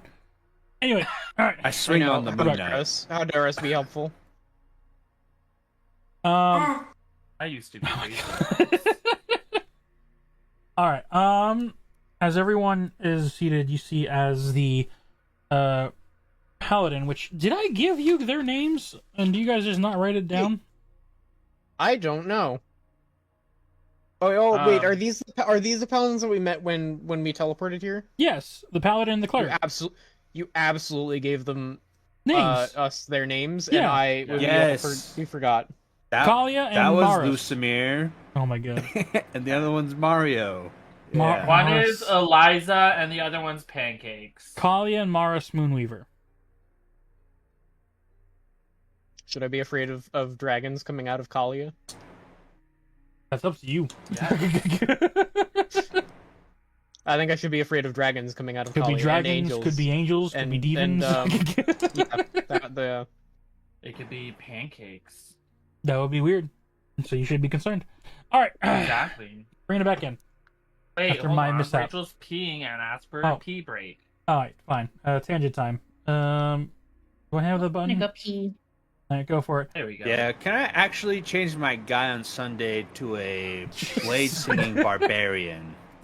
8. I say wasn't a no. no more switching for you. Well, I'm just so paralyzed by choice. Did you guys know in Nebraska it's illegal to drive off of a cliff? Yeah. Wow. Good. Nebraska doesn't have cliffs. That's crazy.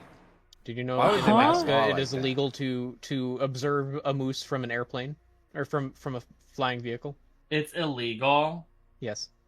What and why?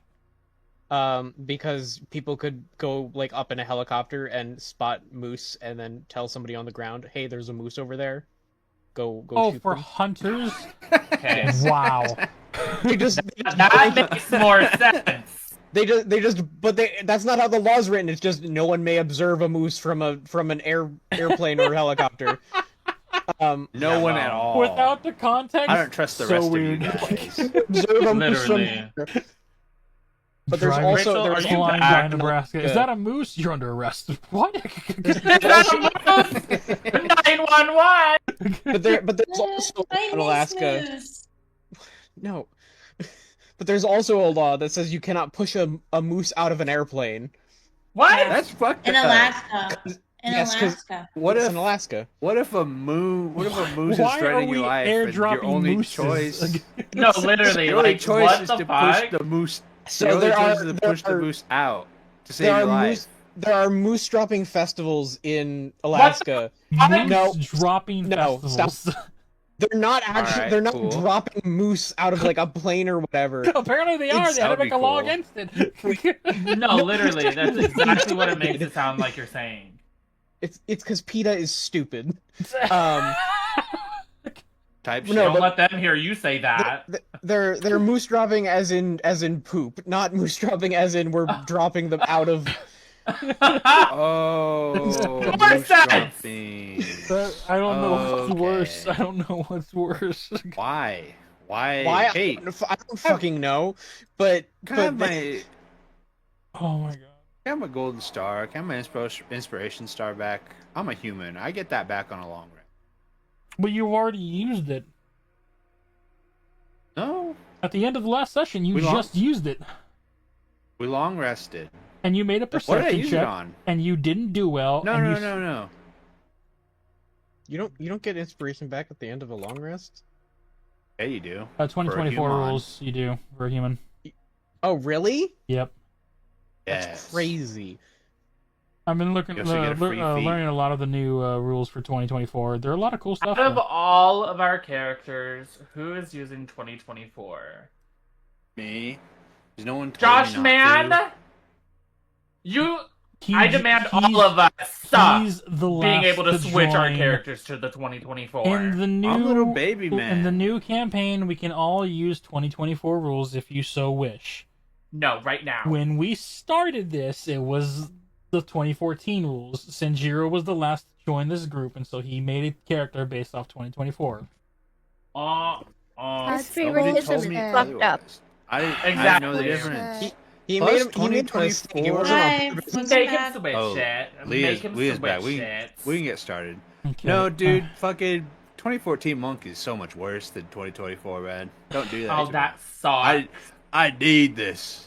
No, you didn't. No. Monk was already crazy. All right, as we're No, bringing it it back wasn't. in, now all players are here. Okay. Oh. As the old ones are at the table, they're respectable tables, and you guys are all on the seats.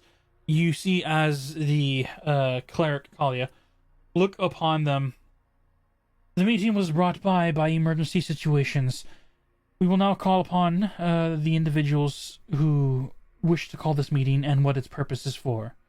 Who would like to represent your group? As she looks amongst you on the couches. I'm gonna stare at Delphi. Timothy will Duffy also will serve. stand up, brush her skirt and walk forward. As you walk forward and get past the doors, Is this up a podium? Is it a Yes. podium? You watch as Kalia will walk alongside you to the podium. As you get up to it, she looks at you. Please place your hands upon the podium. Duffy does so. As you do, you see as Kalia goes over to the 4 stones, and one by one, with her magic, like a wisp of flame, ignite each stone before you see the podium's structure begins to glow red around your hands, and you see the runes below all begin to glow one by one. The massive green rune in the far left. There is a blue rune beneath the rug of where the podium stands, and the orange rune that glows to the right. We will make mention that as long as your hands are upon the podium, no lies can be said that will not be uncovered. On top of this, if any attempts of casting magic would be done, a rune will counter-negate it, and if aggressive magic is casted, the other will paralyze. Is there any complaints upon these knowledge being given? Not at all. Very well. And she steps back and away and stands next to the entrance of the gateway to the podium. You see the old ones all look at each other. Before the stand makes their case of why we are all brought together, I think that declaration would probably be a lot more impactful if I was using the flippin' voice. I don't know. I thought it was okay. Before the individual brings forward the case, we must decide amongst ourselves who will be leading the official council of this court. You watch as Pandoro looks over, and for the first time I've had to ask in a good while. That's the wrong button.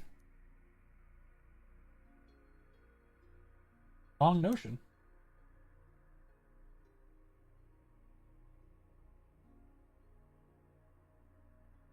What are we rolling for? Who here speaks Primordial? Nope. No. I speak No. common sign language. These are pretty close, aren't they? No. Upon I literally just took off my spell too. Unfortunate. Timothy just knows Celestial, Common, Draconic, Elvish, and Infernal. copy. I was like, oh wait, no, I do have comprehend languages. Oh, is it in your book? No, it's just in my No? Oh, you just have it? I- Okay, cool. yeah, I just have it. Sweet. It's a ritual, so I can just cast Do you it. try and cast it? Yeah. Oh. As you Even- cast the spell, you watch as the green rune ignites, and your spell dissipates. Okay. Question. If I take my hands off it, can I cast it? Do you attempt after your first failed attempt? Because Wait, okay. are you casting it as the ritual or are you casting it as a spell slot? The ritual will take 10 full minutes to go through.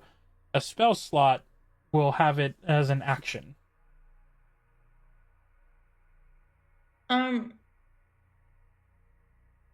I used a charge of my staff. Okay. Upon your first charge, well, that's also another thing. As you pull out your staff to use it then? Yeah. Get down! She's got a staff! As you pull out your staff, you see Riptide looks over to you with a gentle voice, but also you see her lift her hand to you as a motion to Okay, stop. so have I actually casted it once since like I'm using a charge? So like we pretend that If the you- first one didn't happen, and then this is The charge was your first attempt. okay. Yeah. And as it failed, you see as Riptide will raise her hand to you. We have protective measures against all magic. As long as you're on the podium, you will not be able to use any. Any and all magic items drawn out will raise suspicion, but at the same time, we understand if you were trying to simply comprehend. Any and all words will be translated as need be. Okay. Yeah, I was just trying to comprehend languages. Nothing against you guys. It was self-inflicted magic. Indeed. I see no malice in your hearts, Princess Delphi. Well, why would I have malice against you guys? You see on that comment, Riptide and Izeraphil like almost look towards the table as the table, Pandoro, harder to read, but still giving an expression, shows an interesting look at that notion, like almost asking you a question with his eyes. You watch as Thornbush like wraps his hands around his cane set next to his chair in a concerned like grip of oh dear, and you for the first time hear speak in common, broken and almost choppy. This voice protrudes out. Did you forget why we were called here? And you see the Aarakocra Phoenix speak to you. We were called because one of our own seemed to have attacked your kingdom. The rat known as Rodicence. That's kind of guys for inviting I- her to join you guys. And That's although not a some board, of by our the way. companions, as he looks over to Riptide, takes pleasure in finding a fey kingdom thriving, grudges can only be expected. Why would I punish? What? No. Why would I make assumptions for the rest of you based off the actions of another? That's not fair. That's passing judgment for actions you did not commit yourself. And that would not be very nice, let alone diplomatic of me to do so. And I just want I want what's best for my family and my family's kingdom and Platinum Star City and all of your kingdoms. So holding a grudge or judgment against you guys for her actions is not something I wish to have in my heart. I can be weary, but that does not mean I have malice.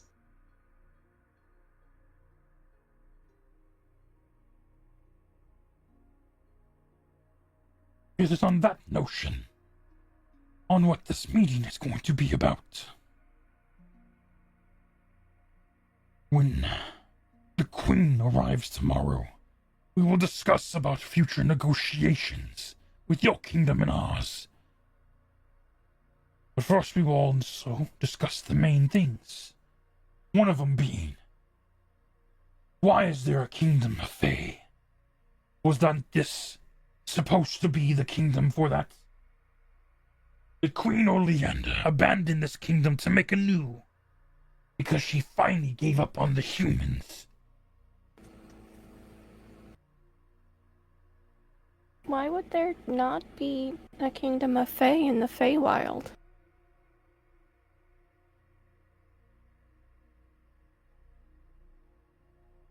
You hear the low guttural, like rock noises, nature speaking through Pandoro before the Aziraphale turns to you all. Pandoro wishes to clarify. Is the kingdom of the Platinum Star not in the mortal realm? Yes, but that's not the Fae kingdom. It is a kingdom that harbors Fey individuals, is it not? I mean, yes, but that's only one part of the population. Above table. Is that you stating something in means, or is Umbra need clarifications? No, Una's saying that. Okay.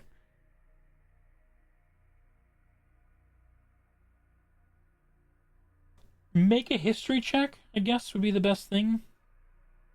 Okay.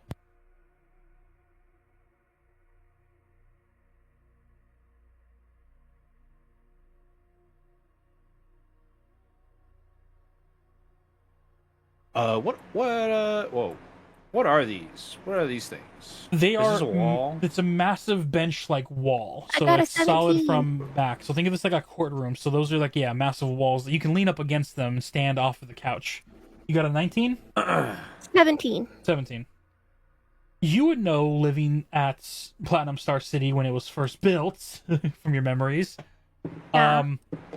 The Old population is about 50% Fae, 40% Dragonkind, and then the last 10% being humanoids. Okay.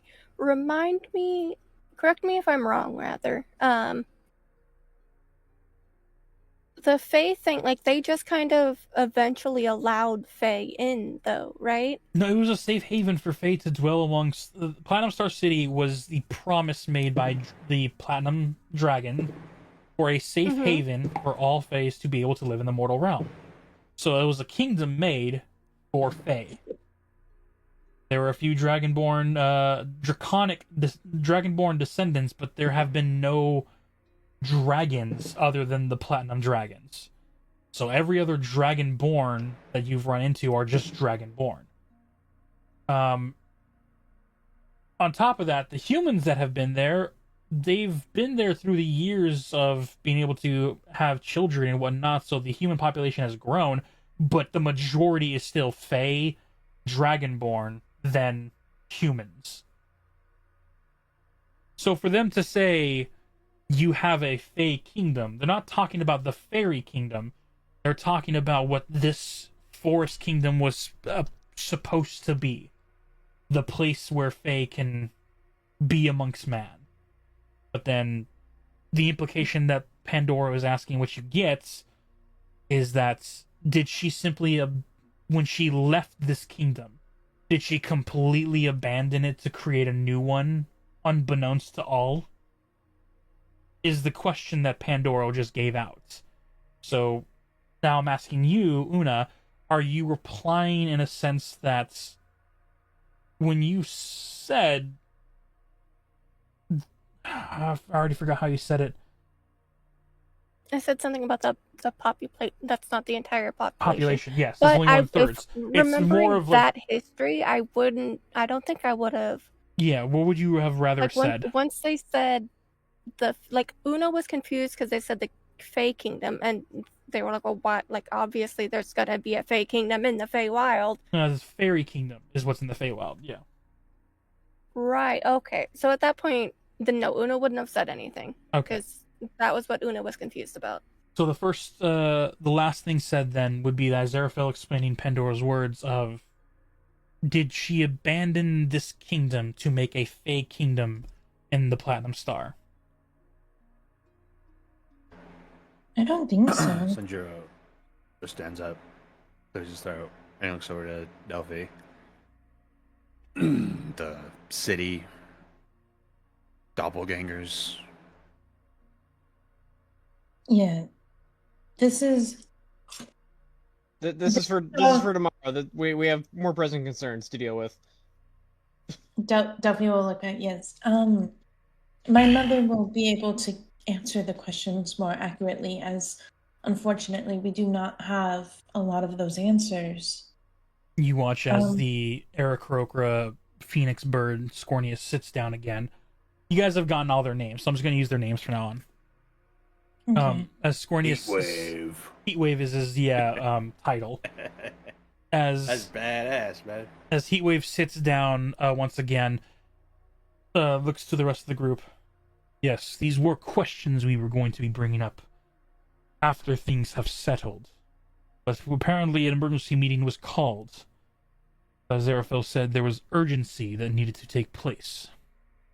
Yes. But we need to first figure out who is going to be leading the final decision amongst ourselves. As he looks over to the rest of the old ones.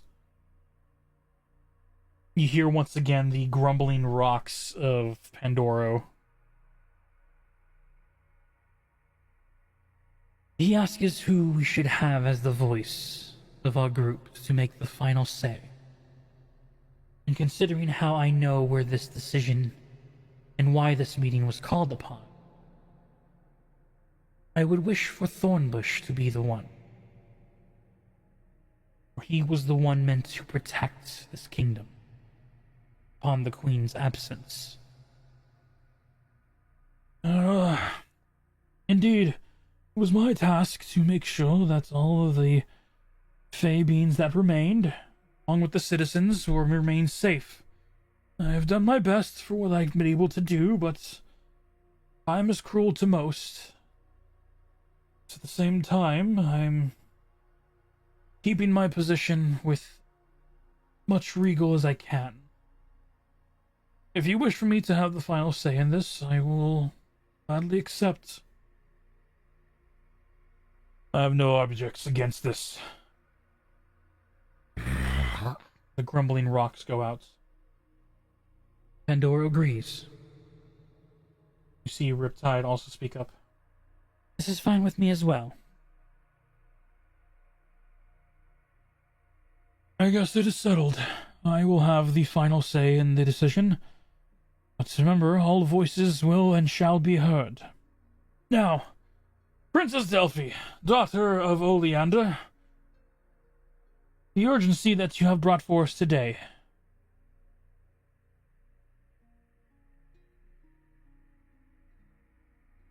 He waves his hands to you to bring your case. It has come to our attention that the city seems to be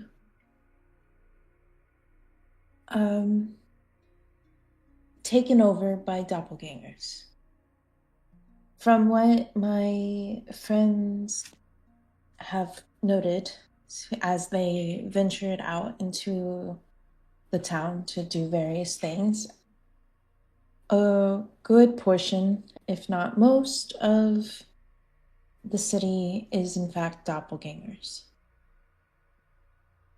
Upon saying this, you see as Scornius, Pandoro, they seem confused at the word.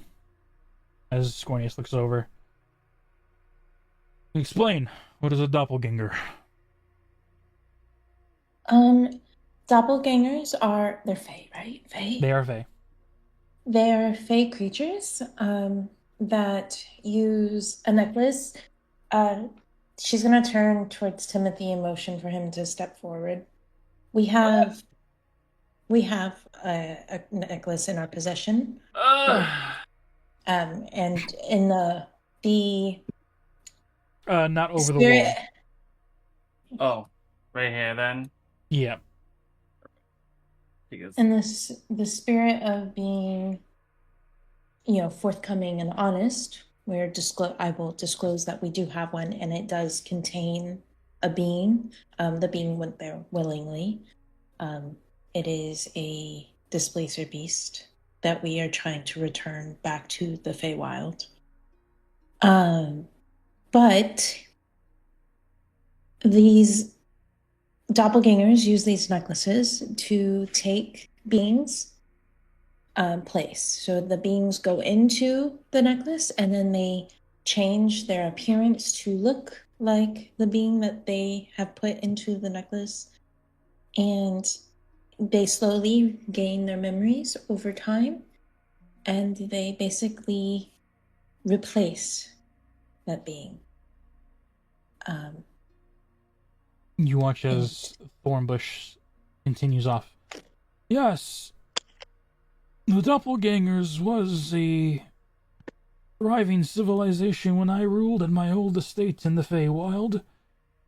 A somewhat peaceful group, but a little mischievous. And you're saying that they've invaded the entirety of the Forest Kingdom?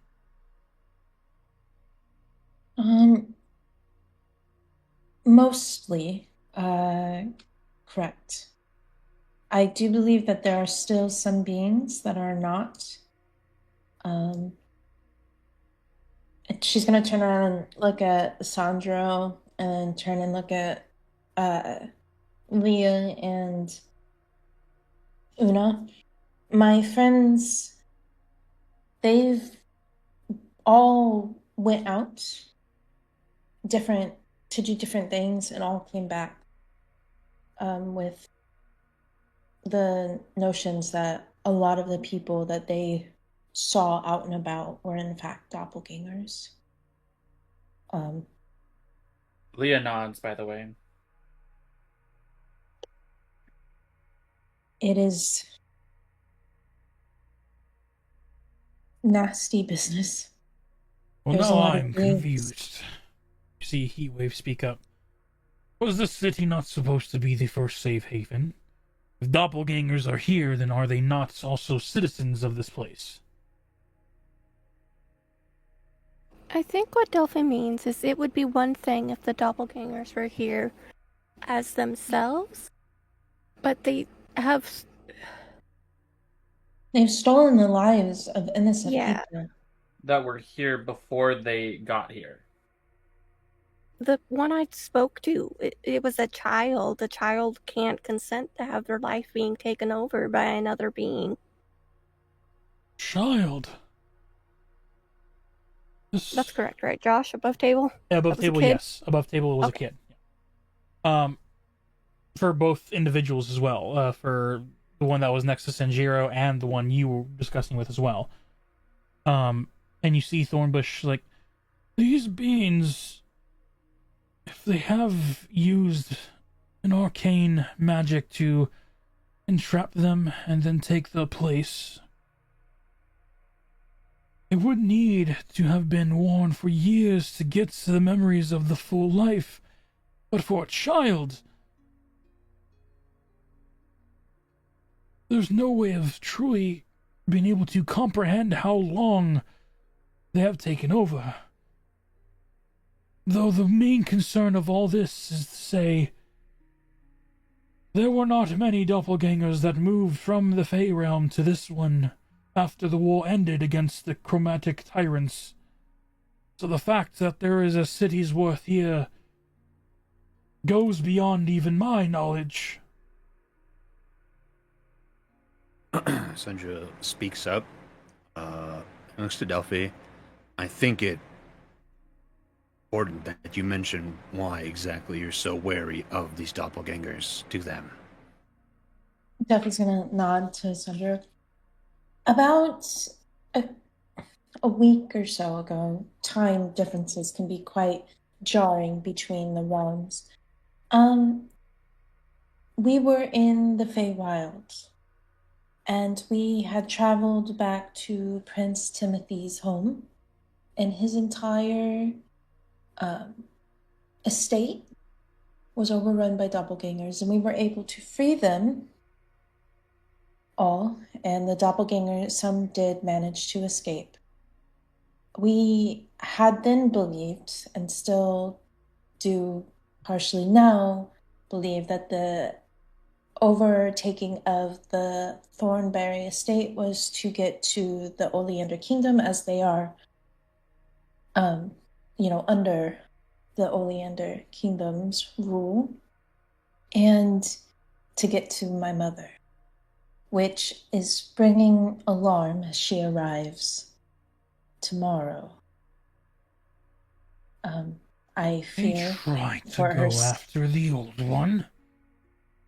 You see I the don't know. flames of Scornius begin to grow and heat as Riptide I don't. What do you say? Delphi's gonna be. I fear for my mother, but I also do have concerns for all of you.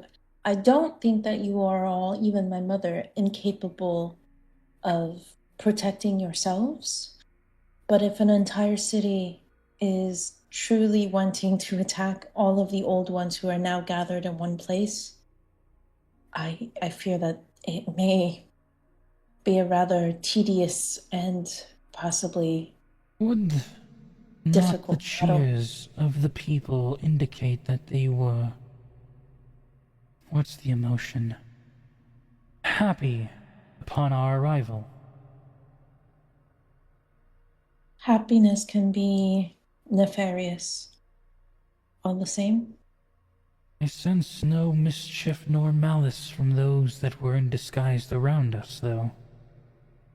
A joyous heart, or what I have known to be described as joy. I have a concern.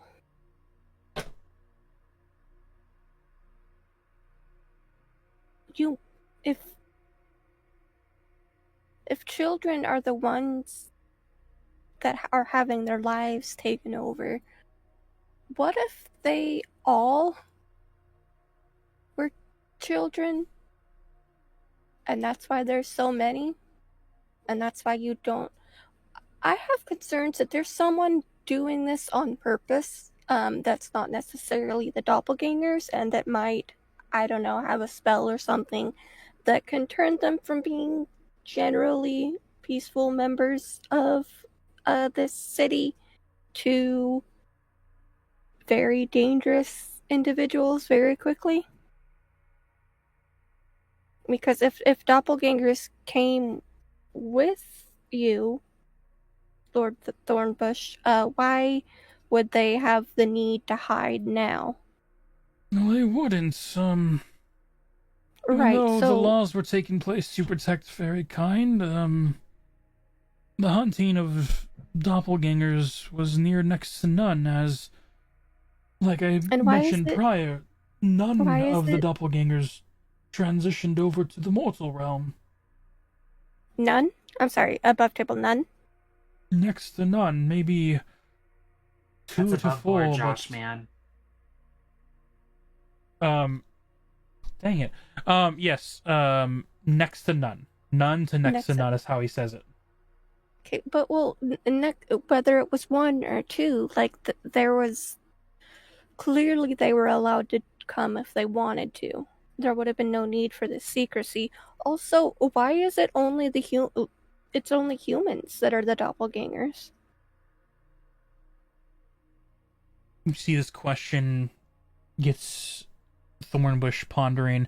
Riptide is like sinking in her chair, trying to follow or interject, having no real place. Thizeraphil, stoic as ever, and Pandoro is listening in. Don't get me wrong, but he almost seems like it's not that he's not interested, it's just that he doesn't know what the problem is. But Scornius is the only one who's listening in and just now tapping his hand-clawed talons on the table in a rhythmic pattern.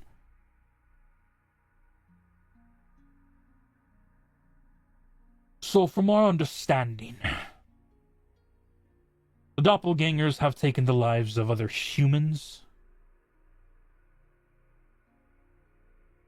It would seem like that. Yes. They've overtaken the lives of humans, and replace them to live them out as the humans, but there would, like Una was saying, if they were to live here freely, there would not have been a need to do It's such still things. people's identity. You see Thornbush raise his hand in interjection. It would have been true more than a few hundred years ago.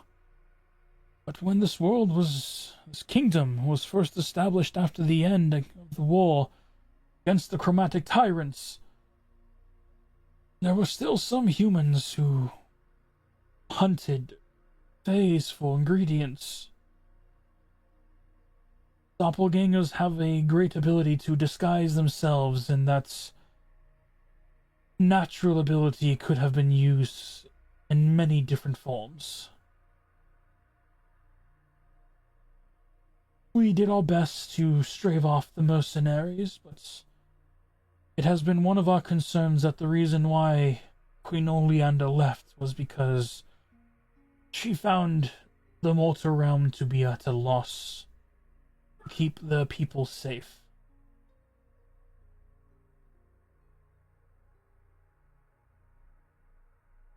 Lots of fey beings were hunted still, and it wasn't until the laws were established that kept them from being hunted, but then the slaves kicked in, the deal makers, and so new laws were made so that even they have protections, rights, in a sense.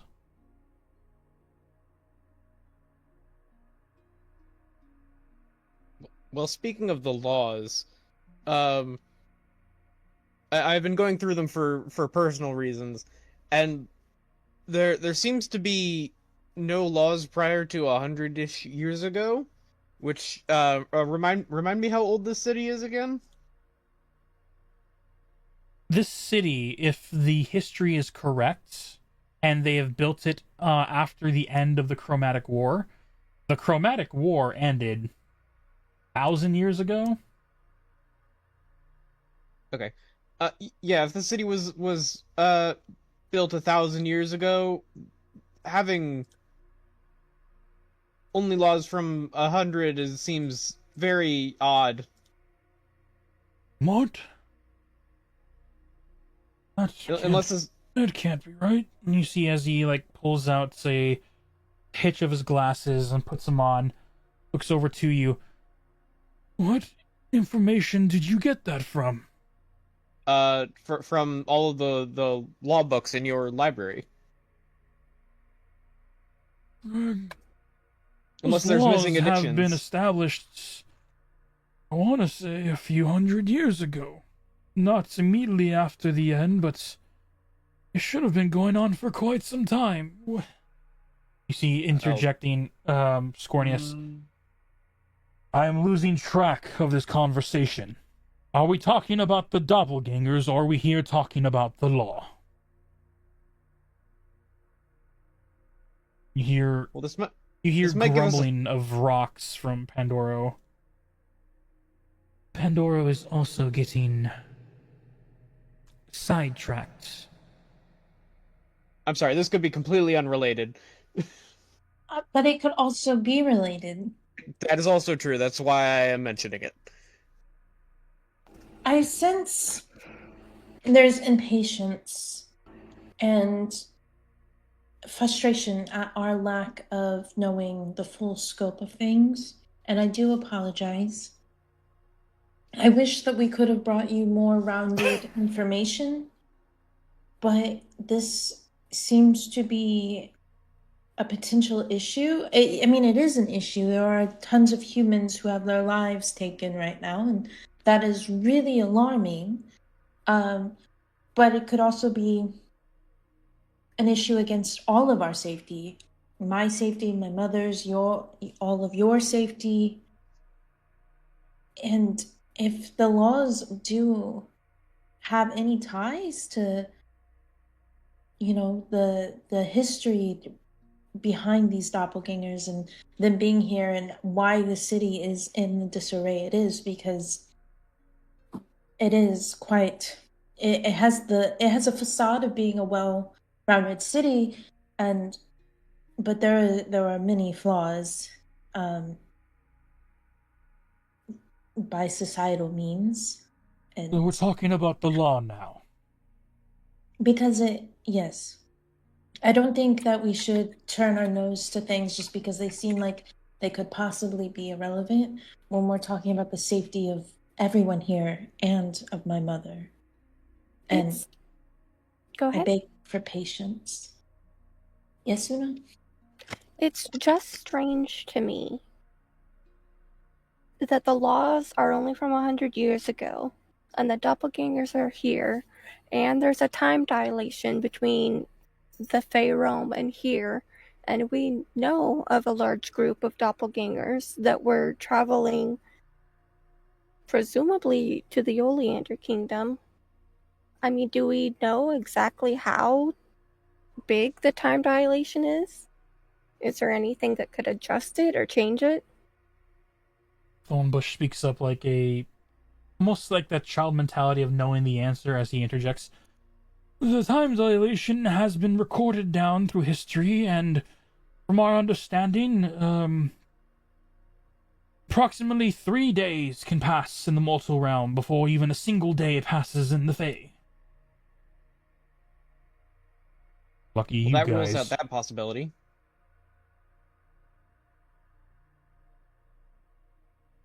Hold on, I need to do math now. 3 days in the mortal realm before 1 day In the Fae. in the Fey realm? Yeah, above board, can I roll an investigation or something to piece this all together? Not to piece it all together, no. Yeah, Josh, just hand us the answer, please. Yeah, Josh, let me remind just me- can I just roll to figure it out? Josh, remind me exactly how many days ago we were last in the Fey realm when we were there and got my brother and stuff. You were in that Fae realm for 2 whole days. Or no, sorry, And 3 days. You arrived at the Right, and- Thornberry, you took a long rest, you saved them from that. You got to the Fairy Kingdom, took a long rest, saved that. It was Well, 2.5. I'm not asking how long we were in the Feywild. How long since we have been in the Feywild? Oh, since you left. Yeah. Oh, you've been gone for 2 weeks now. So 14 days? Yep. Okay, hold on. I think you're putting too much thought into this, but go ahead.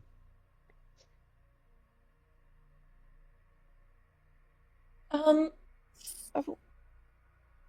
Actually, I think Una is on to something. It was 2 Because weeks. it was. How long ago did we fight Rediscent? Ooh, in the mortal realm, that was probably coming up to now a month ago. A month ago. But okay, I think Una might be onto something. Rachel's having a freak out, you guys. Oh, okay. It's been 2 weeks in game since that. But Rachel's over here, she's like, it's been a whole year since we started this. Yeah. It's Yeah. been 3 years now. Well, yeah, that's what I'm trying to say. Like, so it would have been approximately 4 days in the Feywild. okay, but here, listen. It's about a year. Please. So I'm it's Sorry, been I'm clearing my throat. No. It's been a year in the real world. right. I Like- know it's been a year since we've been in, and while we only fought Rediscence. No, Delphi. It's been like No, it's been a year since Delphi like- has been in Platinum Oh, Star. yep. Sorry. Yeah, that's what I'm saying. Well, actually, no, it's been 2 Delphi years. has lived in Platinum Star City for approximately 2.5 years. Yeah, because I did a year of schooling before we even started our adventure. Yes, that was the 0 session. So Delphi has lived in the mortal realm for about a year and a half, and then we started the adventures at the top of the second year. That was session 1. Okay. Yeah. So, when me and Timothy arrived, we fought Rediscence, unfortunately, due to, things, about a month ago. However, Rodiscence made her very first attack on us over 2 years ago. And that's mortal time. If things have been in motion and in a plan, like that's 6 years in the Feywild for things to have been being planned out and worked on. I think And we you're doing already know. You're doing that backwards. There No, would be you said less time it's in the It's 3 days in the mortal realm is 1 day in the Feywild. So a okay. year would be barely like a few months in the Fey realm. 2 years. But 2 years in Platinum Star City would be approximately 243 days in the Feywild. Barely a year. But not even a year. That's still if things have been in motion. Because if she made her first attack on us 2 years ago, then how long ago were things being planned? And if we know for a fact. You'd have to ask for distance. Yeah. Can I ask a question? Gather your thoughts of trying to answer. But Timothy, what do you got?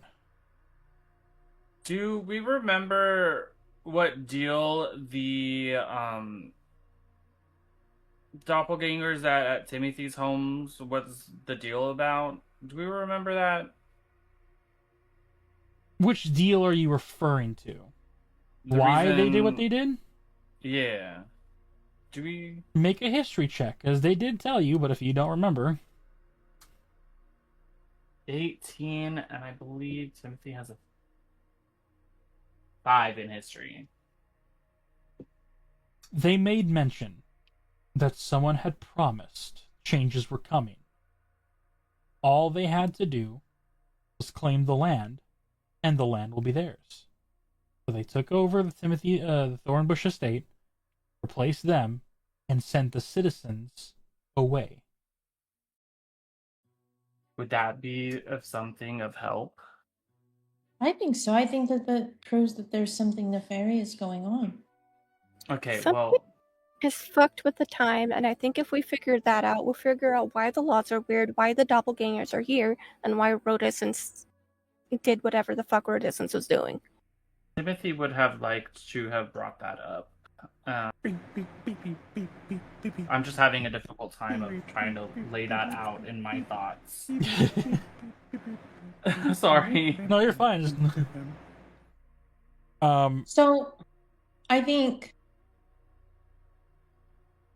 regardless, we don't know how long, for sure, that Rodiscence was working on what her plans were. We know that, things had been in motion. She had to have found a way to get into Platinum Star City when she did. So she had to already get a hold of the man that attacked us. So there's just a lot of unanswered questions. There are other planes with different time dilations, right? That people could go to? Oh, yes. Different planes out there with different times, different areas you can go. Multiverses masked, and the realms are anywhere and everywhere.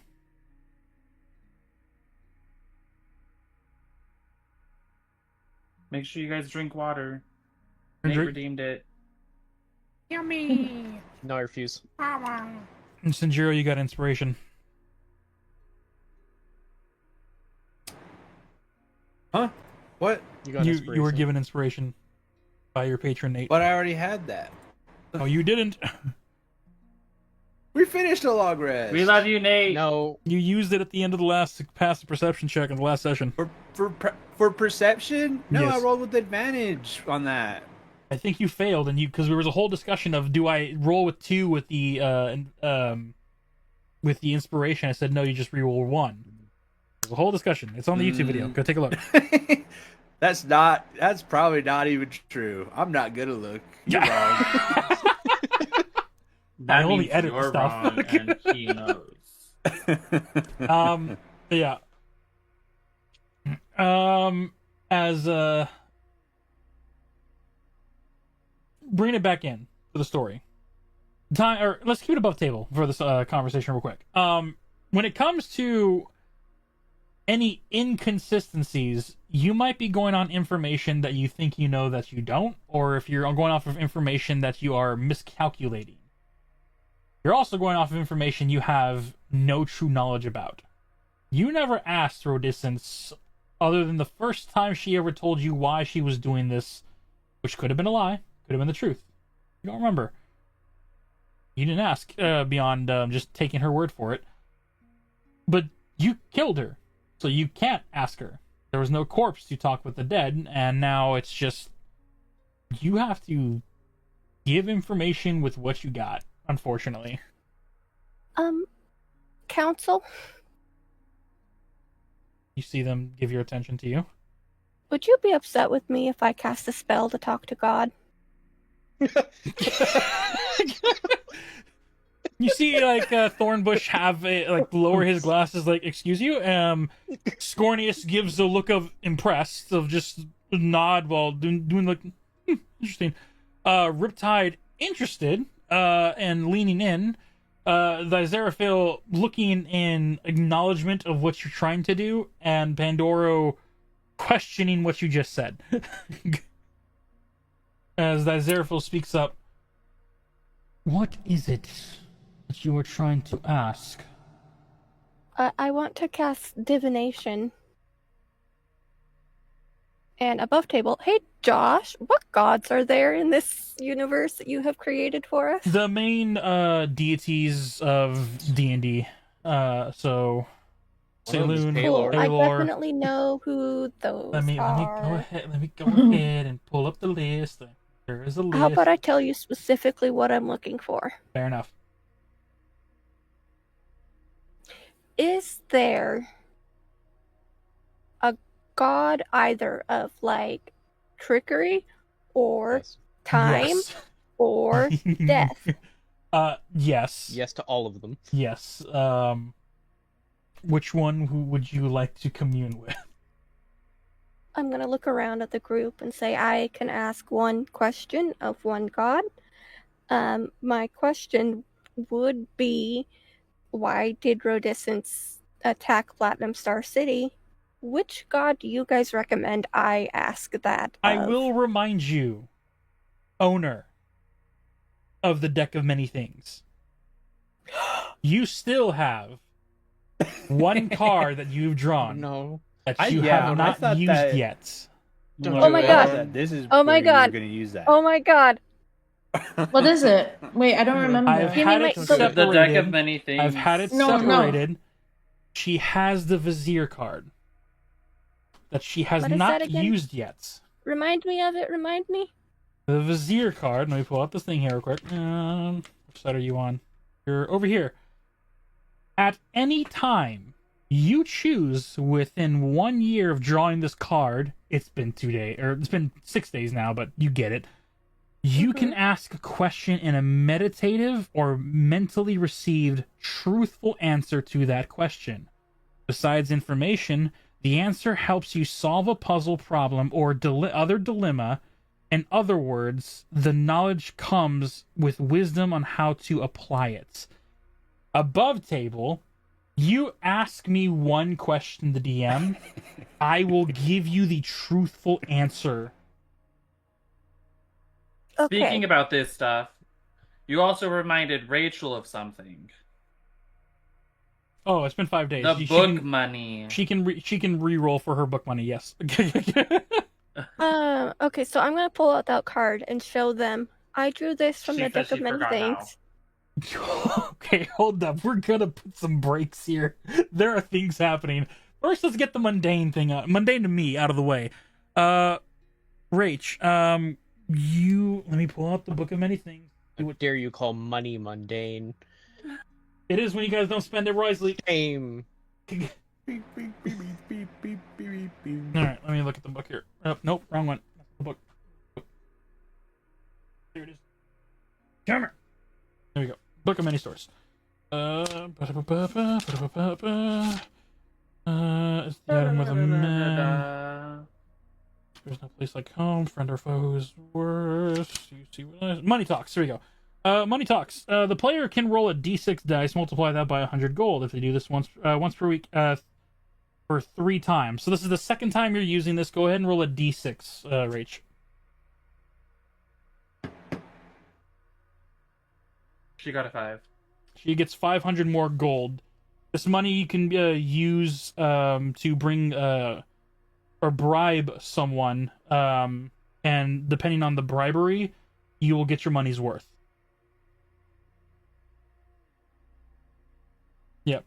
The gold is taken by other mercenaries or warriors. The gold is then replaced by information revealing its user's location and name when you so choose. So you can also track these coins within a certain time frame. So whoever you give the coins out to, you can also track them and see where they're at. Now, back to the more complicated mess. Did you just say out loud in a throne of powerful people, I drew this card from the deck of many things?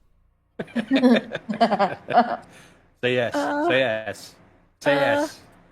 Say yes. I mean, I need an explanation for how I'm going to use it. Wait, Josh, can I do a quick save? No. Can we scum save? Gift of gab. Yep. That's why I'm asking you, because I want to clarify some things. You will not verbally say it unless you want to. What do you actually say?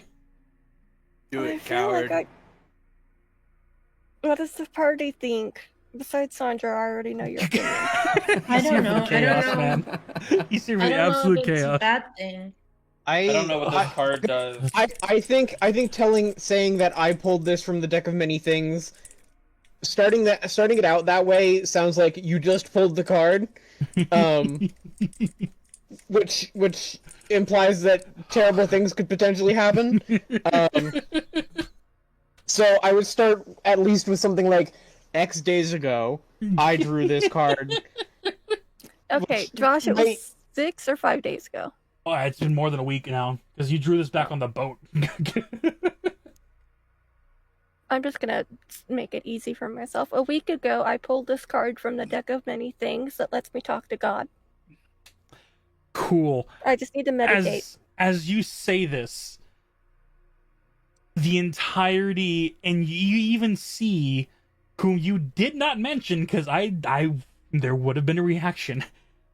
Oops. All Forgot. of the councils look to you now, even more shocked than the previous statement given, as Thornbush's glasses he takes off and like rips them off, like a TikToker who eats good food and takes off the glasses and chucks them at a wall. It's just that moment, him just chucking it to the floor upon hearing this. Scornius, who was once like irate at this conversation, immediately just sits up with the "what the hell did you just say?" And you see Riptide with eyes glowing of pure joy and chaos as she leans forward on the desk. Dizerafil's wings grow defensively bright, and the best part of this, Pandoro still looks confused at you. He has a low intelligence. And sitting right next to you, this is probably the most shocked you've ever seen her, as the Empress leans and looks to you like, "You have a what, my dear?" I didn't mean to hide that from you. I forgot I didn't tell you. That'll hold up in court. Yeah.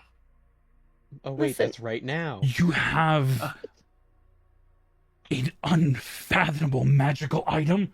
Where did you find it? How does this like? And you see as Riptide also leans forward. Do it. No, we're trying to solve problems, not cause more. Listen. It's a really long story. It involved a weird book that's dead now, I guess. Dang. Duffy's gonna shoot said daggers it. at you with your eyes. They said it. I hold up my sword. He gave me this. It lets me cast wish. I look at the DM, annoyed. The book was. Why is that man staring at a wall? Okay, Deadpool! Fucking wall book breaker. was incredibly powerful. It just straight up took me to a god. So It gave me a friend that gave that big giant paladin man that free sword. that too. Bring it back in game. What are the actual conversations being had here? Okay, but Delphi does look daggers at Una For saying, the yeah, he comment. killed the book. I'm sorry. I'm not sorry. Anyways, my point is I can ask a question which will at least get the answer of why Rodiscence did that, even if it doesn't solve the other questions. After the shock leaves the courtroom, you see them look at each other with affirmity. Before looking to Thornbush, and he nods, looking to you. If you can ask it any question, and it will be answered by the divine.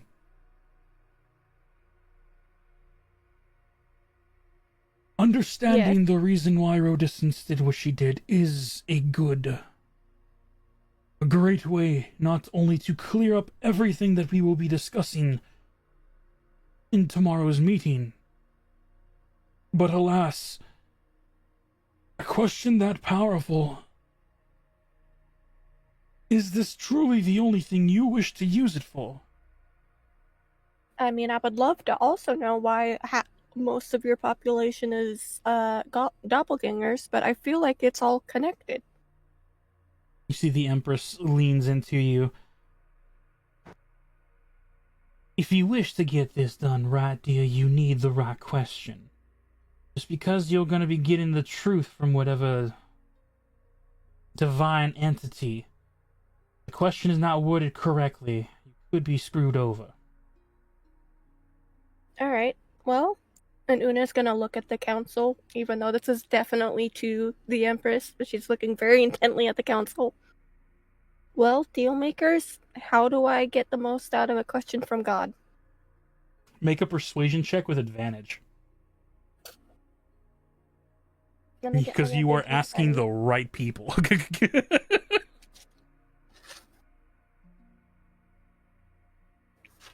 hold on. With advantage.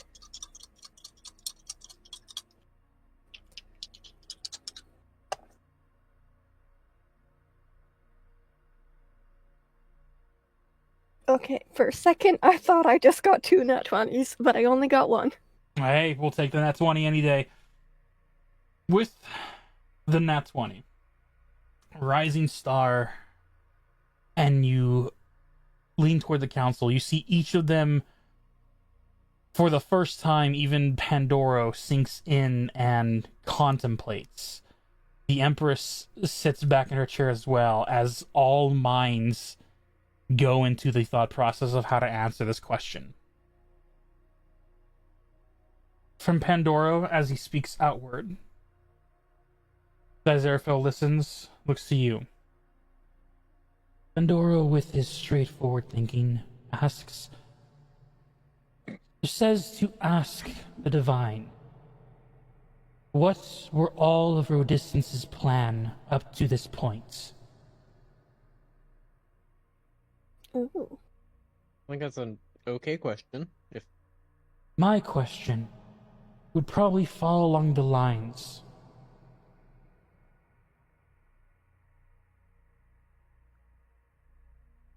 What's our Rodistance's plan up until now, even if she was still alive? A better question. You see Riptide look over. Well, if we all are asking about Riptide alone, or if we're all asking about Rodistance alone, then those questions are there, but if the Doppelgangers are also a more concern compared to someone who is deceased, if we're focusing on the Doppelgangers,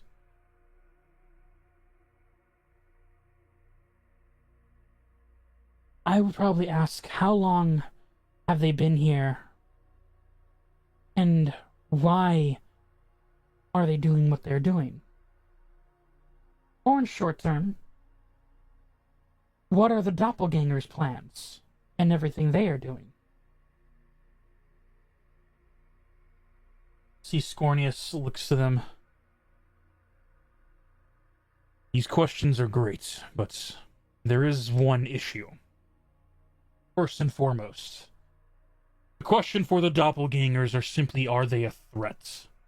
Because at the end of the day, they are Fey folk. We waste a question on them simply trying to be citizens, but blending in because of fear. We have wasted a question. And to be honest, are any of us truly afraid of these Doppelgangers?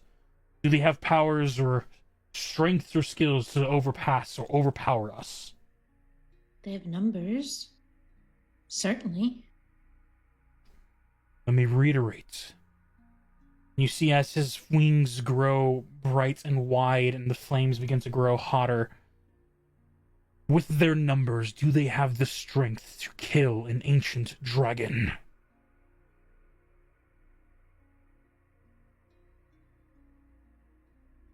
Probably not. Then we have nothing to fear of a city's worth of doppelgangers. As his wings flutter down peacefully, the heat dies off. Thornberry brushes off some embers off of his shoulder. Indeed.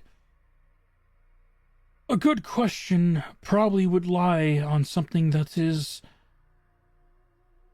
robust amongst all. What is the root cause of all the things happening around us? Broad enough that the deity can answer to its heart content, but at the same time leave the net open to any and all possibilities. You see the Empress speaks up. Yes, but if the deity she asked to is a cruel bastard, he probably won't answer everything. It depends on what we wish to know more. Looks over to Una. Do we care about some dead rat's plan still in motion?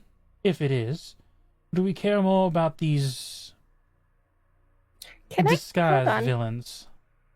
Who's saying this? The Empress. Okay. Why not? I thought it was one of the old ones, and I was like, that's an awfully cavalier way to talk about your friend. Yeah, no. Why not? Duffy's gonna turn and look at Una and then turn and look back at the council. Why not ask if the doppelgangers and Rudiscents are connected? Then we would know. But if then they... we won't know You would why. get only one reply of a yes or no, dear.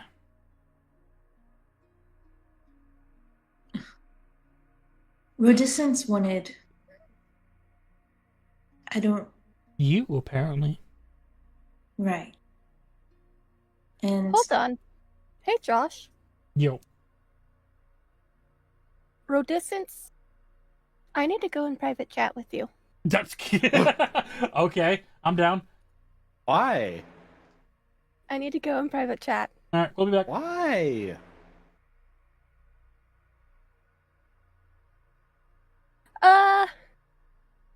Rodiscents. Remember, you are live, so if anyone rewatches, they'll be able to look at this. So. Well, that's a decision they'll make on their own. Yep.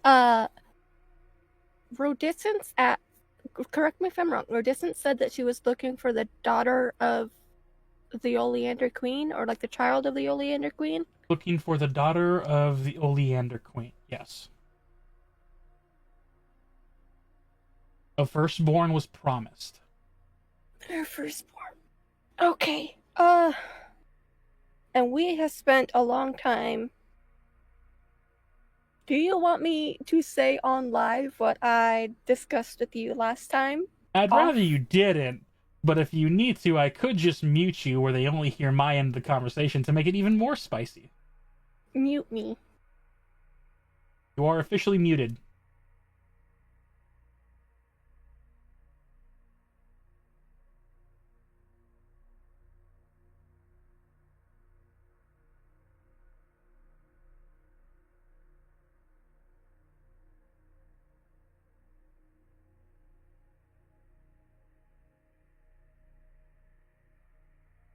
correct.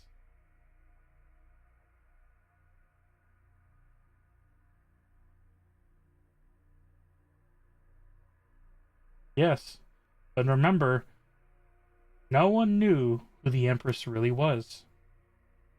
She was just the Empress.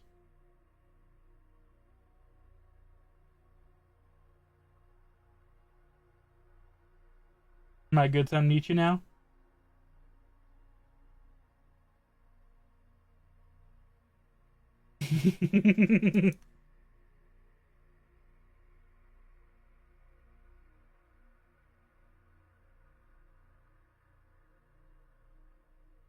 Alright, well, you are officially unmuted. Is there any questions other than that before we head back to the chat with everyone else? No, you are a sick, twisted man. Slightly. It's not gonna matter. Okay, Hello, welcome back. we're back. Hi, welcome. Weapon. Hi. Weapon. I can't tell you. What the fuck? Because Una doesn't Why even not? know this. What? Okay. Why are you gonna be so damn secretive? Just the I game. have Why an you idea murder us all? for a question that I could ask. Una will say this, like, to the room at large.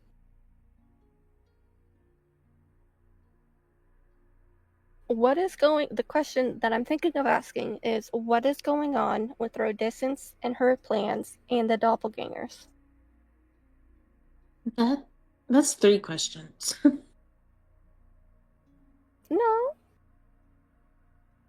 If it answers... Semantics. Let's see here. Let me look back on it. My leg is getting tired.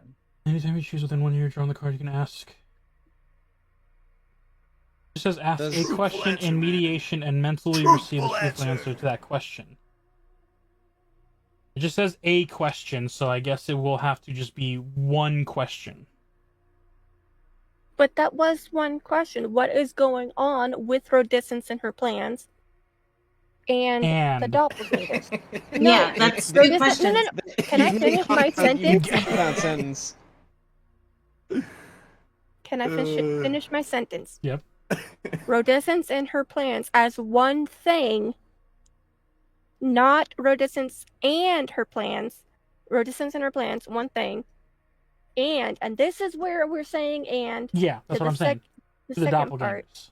Yeah, Like, what is the relation between this one thing and the Doppelgangers? Yeah, Yeah, that's that's 2 second questions. question. That's Yeah. 2 questions. So, No, between I'm on your side. It's the Umbra. whole and. It's the it is and what thing. is what I'm trying to ask is what is going on between A and B? How does Okay. A connect to B? That's what I mean. okay, Which is so, what I so was you're saying. not asking what Rhodescence's plans are. You're asking what are her plans connecting to the doppelgangers. It's just the same thing that I was asking, because if No, They're you not asked connected. If they were connected. I asked it in less words. That's you're asking the same thing with Here's the more problem words. with this. Here's the problem with this, which if you do say this out loud as a question to them to reiterate, a Yeah. few It's a of drill the sound. clever old ones, including the Empress, will probably interject by saying along the lines, asking that will be given if there is any connection at all. You would only get the question answered to what they're connected to, not the overall plan. So if they're only one part of the plan, and Princess Delphi is correct, and they're just here to ambush the old ones, we've already suspected that, and that's a waste of a golden goose. We need to focus on what we are more afraid of. Okay, what about this question? What is the overarching plan involving Rhodescence and the Oleander daughter that she wanted? See the... You're better off just asking about her plans. The table shifts as you see Scornius. She wanted Queen Oleander's daughter. How did she get Yes. word of this? This was news to me when the meeting was first called upon. don't know. Maybe How did the she get word of doppelgangers, us? they're fey. As much as the information could be given, the information would only portray to her plans towards Queen Oleander's daughter. Instead, we need to focus on just her plans after. So, But what if it's not her plans, just her plans? I guess that's my concern. What if there's some other person behind all this? that is true. There could be different individuals involved besides Redistance. There's still the uproar we have been trying to keep in check with Pandora's overwatching guardian, with the Dragonborns in the south. You hear as the primordial speaks out and with nature and wind and earth, as Airful speaks up. The riots have become more abrasive, he says. They challenge him daily, but he's able to keep them in check. The adult dragons cannot form in their true selves.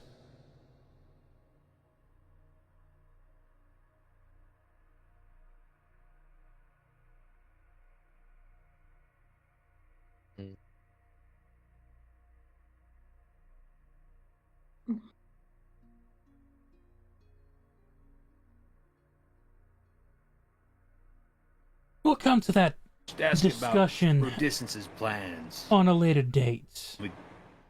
If we are seriously considering asking the plans of someone who has passed, we need to make it where all of her plans are revealed. So, best case scenario, the next question would probably be,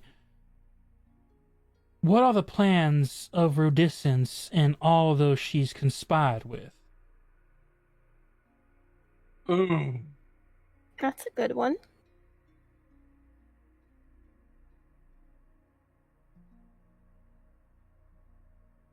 I see no problem with this question. It will help us also see who else has sided with her.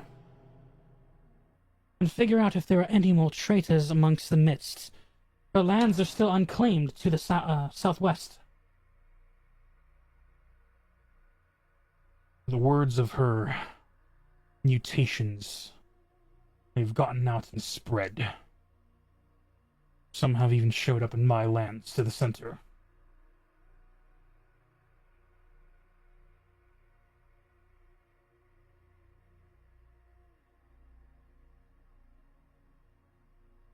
It seems that we have come to a somewhat close agreement, figuring out if the plans of Rhodescence are still taking place, and if there are others that are doing it for her. Is this question suited for you, Miss Una? I'm okay with it. Una's gonna look at the party. You guys agree? It sounds good to me. Timothy will nod his head. Delphi would just. Leah will also nod her head. Okay. So please correct me if I'm wrong, Josh. The question was, what are the plans of Rhodescence and all her conspirators? Yes. Okay. Una will ask that. As Una will do whatever meditation thing she has to do and then ask the question. As you pull the cosmic card from your pocket, separate from the deck, holding the crystal ball and vizier, you watch as you place it on the counter desk in front of you, as it glows bright, and an actual crystal ball appears in front of you. Put your hands over it, and you watch as the purple star mist, lights of cosmics intertwined on top of a golden stand. As you lean forward and close your eyes, what question do you ask? Exactly that question. What are the plans? And I want to be clear. I want to ask exactly the question that the Empress asked, even if I'm the player mess it up. Okay.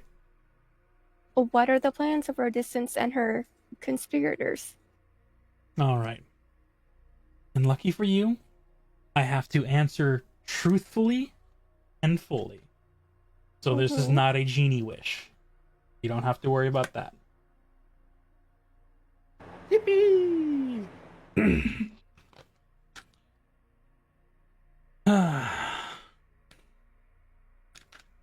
I've ever made mention how much I love this game. Yes, you have. Cool. This game As or you- Dungeons and Dragons in general? Like this specific game? In general, but just being able to gather with friends and make a story that I don't even have control over. Okay. So, as Una leans up against this crystal ball, and you all wait anticipatingly as she answers the question, says it out loud. Anticipation, individuals leaning forward in their seats.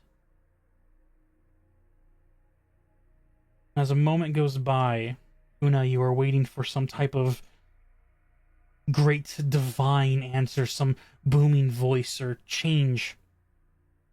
The air grows still. And it isn't until you open your eyes wondering what is happening that you are no longer in your seat. There is no one around you. You are floating in a cosmic void. Astral dust moving around your fingertips. Stars that seem ever so far away then zoom past you, almost as small as a marble, intertwining between in and out of your designed robe and dress. Here in this almost astral sea, you are left floating before you see a single star gently fall before you. As the brightness takes over your eyes, you are transported visually as you are standing next to Rodistance herself, humanoid in form, looking at an silhouette figure. The darkened shades of their body leaves you questioning.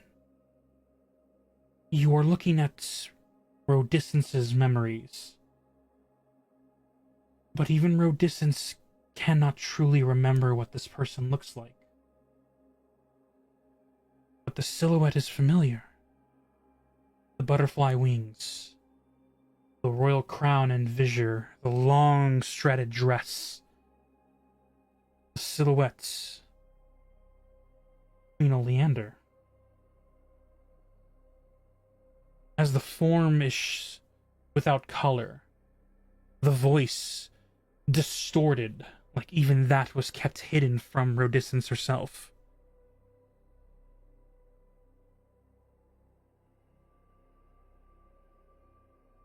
I told you, Rodistance. The plan to use Fey magic to amplify our own is out of the question.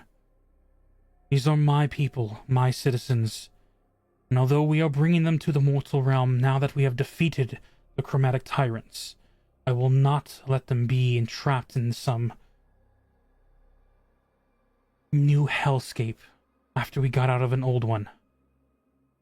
Continue what you've been doing, your alchemical science, to better people. You have changed your ways from the old lycanthrope clan that you came from. And that's why the curse has been lifted from you. Do good with this, and save the people of the mortal realm. That is why I brought you here, and brought you amongst us.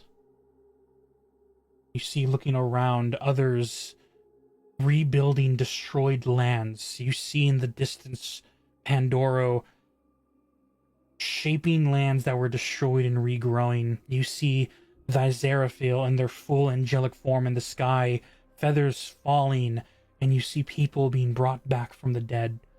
You see Riptide is moving waters that had seemingly drowned the land, pushed back into the ocean.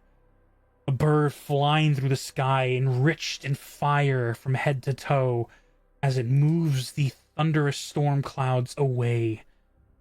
You see a massive tree, and just as big as the old kingdom tree, grow new land flourishing with vibrant grass and bushes. You are at the end of the Chromatic War.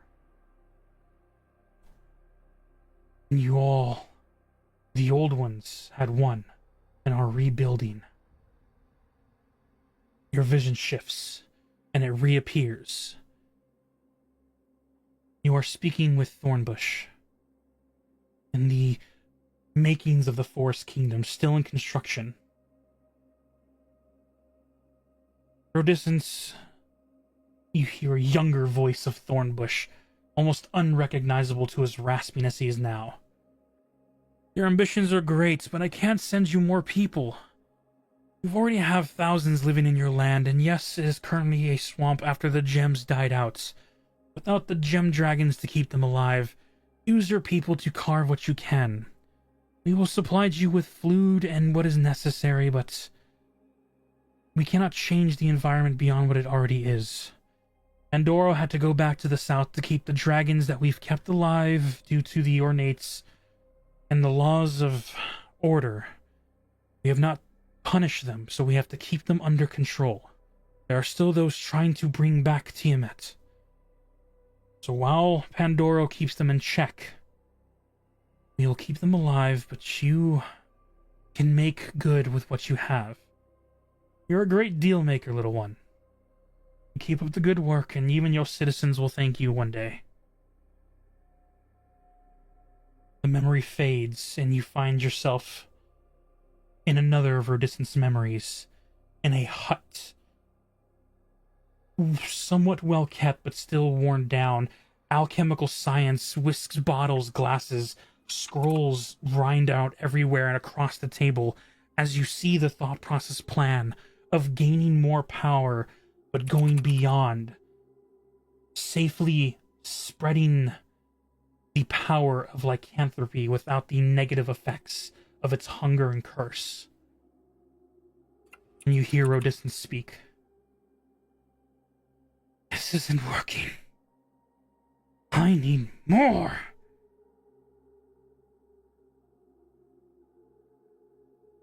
Before you hear something else. How much more? You watch as Rodisant turns in shock into an empty room, looking around but finding nothing. Who goes there? You called for me. Who are you? Our life incarnate, trapped behind the walls that you have created. It can't be.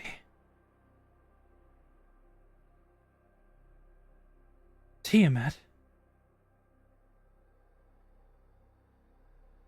You desire power. I can give it.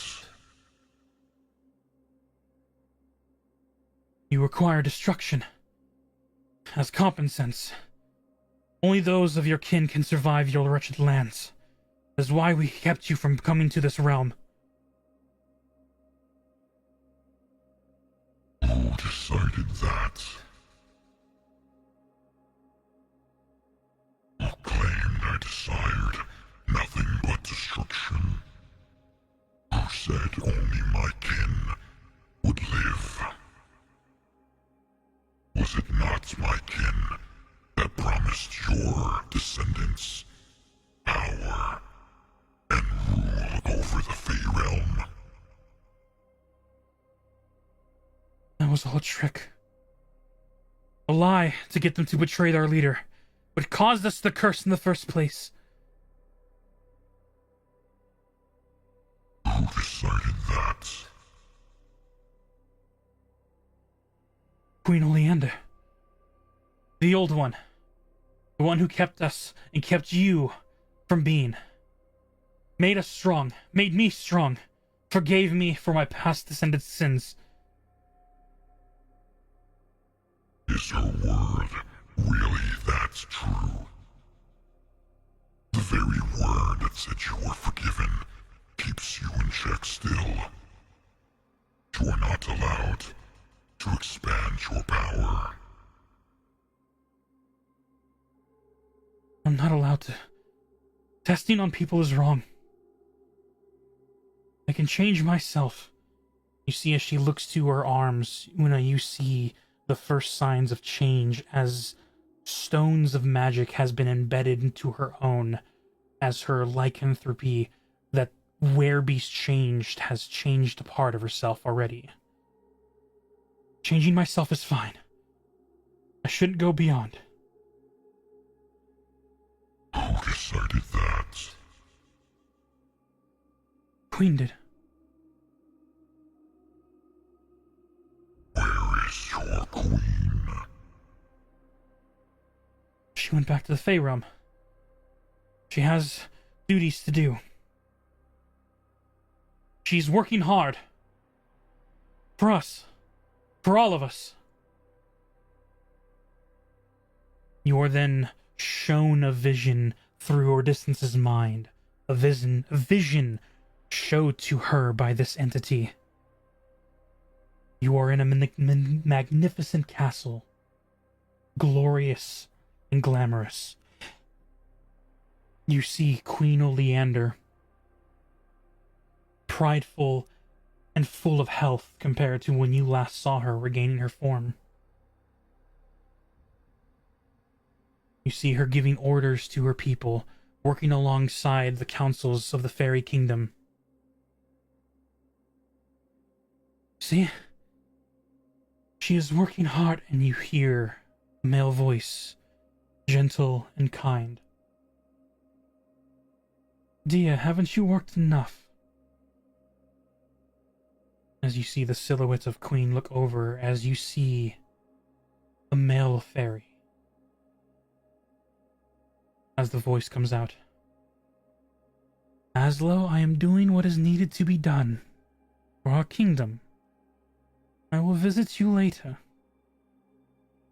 As this male fairy goes and enwraps his arms around the queen, gives her a kiss, gentle, kind, and soft.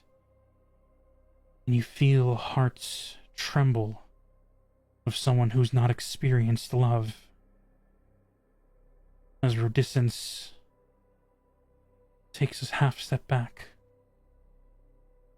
It is fine, my queen. You should get some rest while you're at it.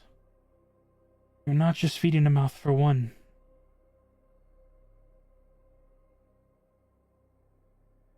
You feel a sinking heart feeling in Rodiscence.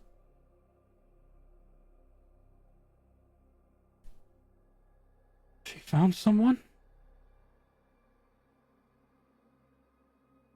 Joy and happiness for those who find it, leaving you all alone to fend for who? Mortals. Those who see you as someone to fix their problems. When is the last time you found love? Found anything for you? Are you not allowed that, Rodiscence? Sorry, that sinking feeling grows into a slight despair as she is brought back to her hut. No one around. Sounds of swamp frogs can be heard. And you see from Rodiscence's point of view, she is alone. While the queen went to find happiness. The vision changes. Rodiscence is now in the Forest Kingdom, moving along the streets, and you see fully built. The tree castle is people around, but you also see fey folks, some in chains, brought into daylight, being sold off in an open market as Odysseus looks upon mortal man, and you feel disgust and hate grow.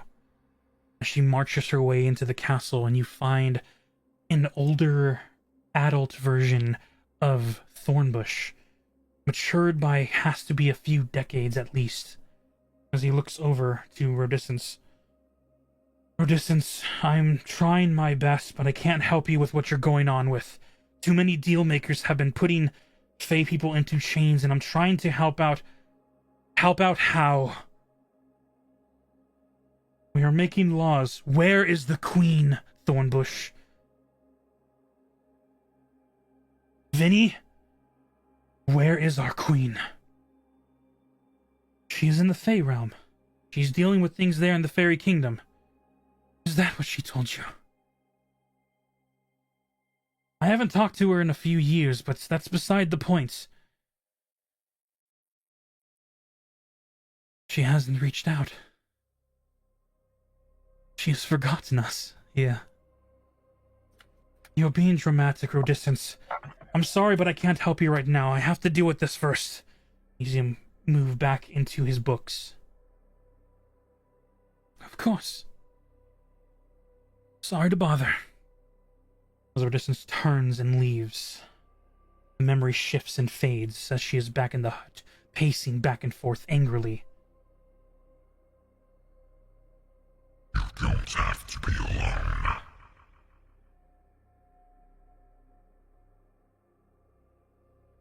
What will you have me do, huh? What if I gain power? What if my experiments become something? Treat my people as test subjects, as slaves. Then what? I become nothing like the very mortal humans that have been doing to our kind. No. You do not do this out of pure joy. You do this out of necessity. Power brings control.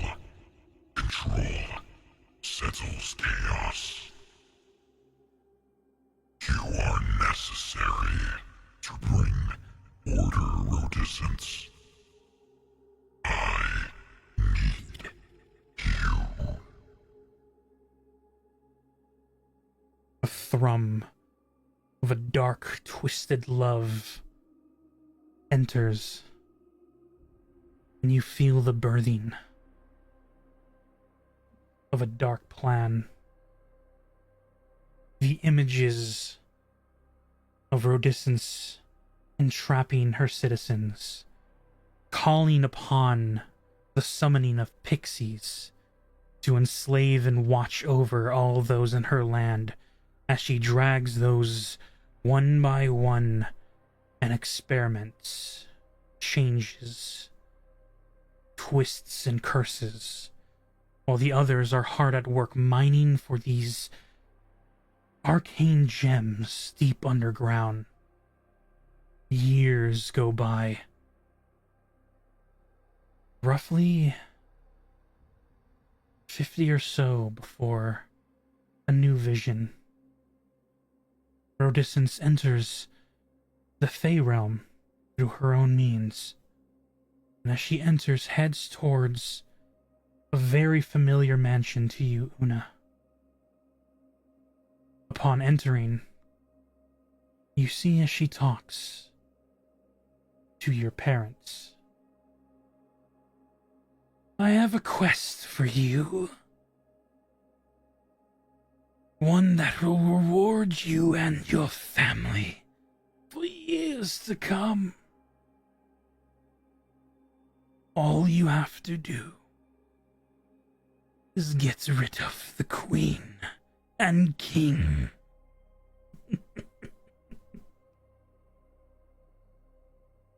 You watch a deal being made for the assassination of the Oleander family.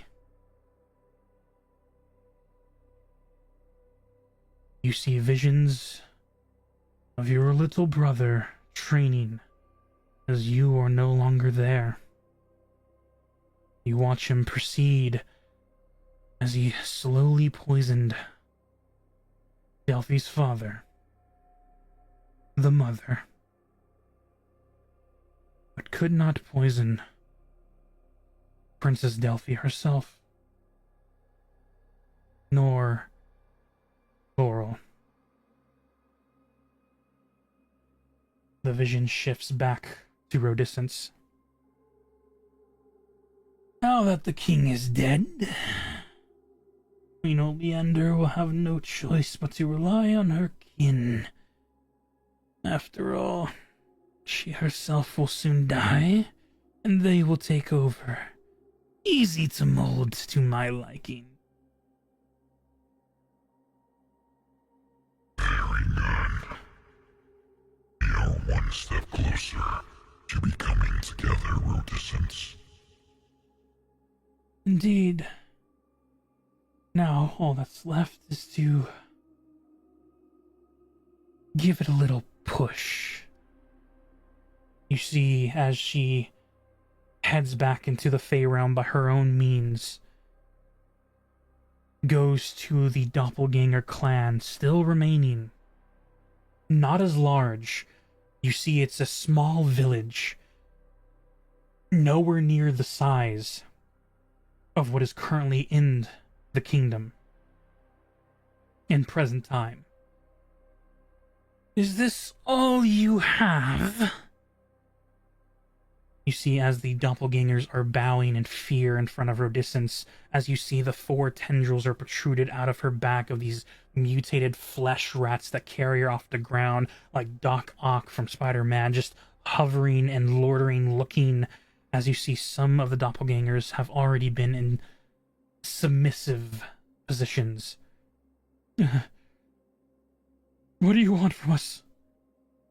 Me? I want to make a deal. Get you out of this forgotten woods, left to fend for your own, discarded as you were by Thornbush. What if I gave you a land of your own, but all you had to do was get rid of the occupying people? You watch as a plan develops and takes place. You watch as the Thornberry family gets replaced by these doppelgangers, as they then send normal citizens away into the fairy kingdom.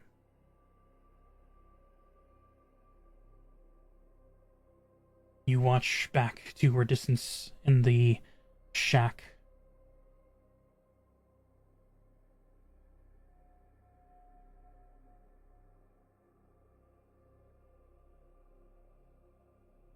You are almost done. I know. We just need one more piece of untamed magic.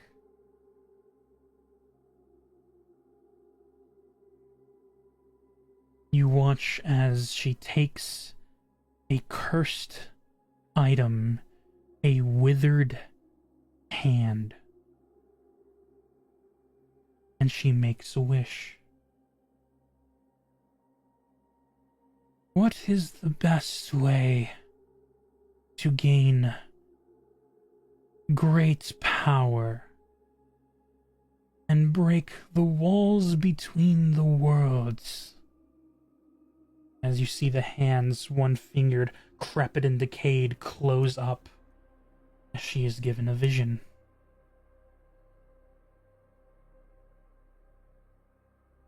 The daughter of Queen Oleander will be leaving and heading to a city that not even Rodiscence saw. A city of a platinum star.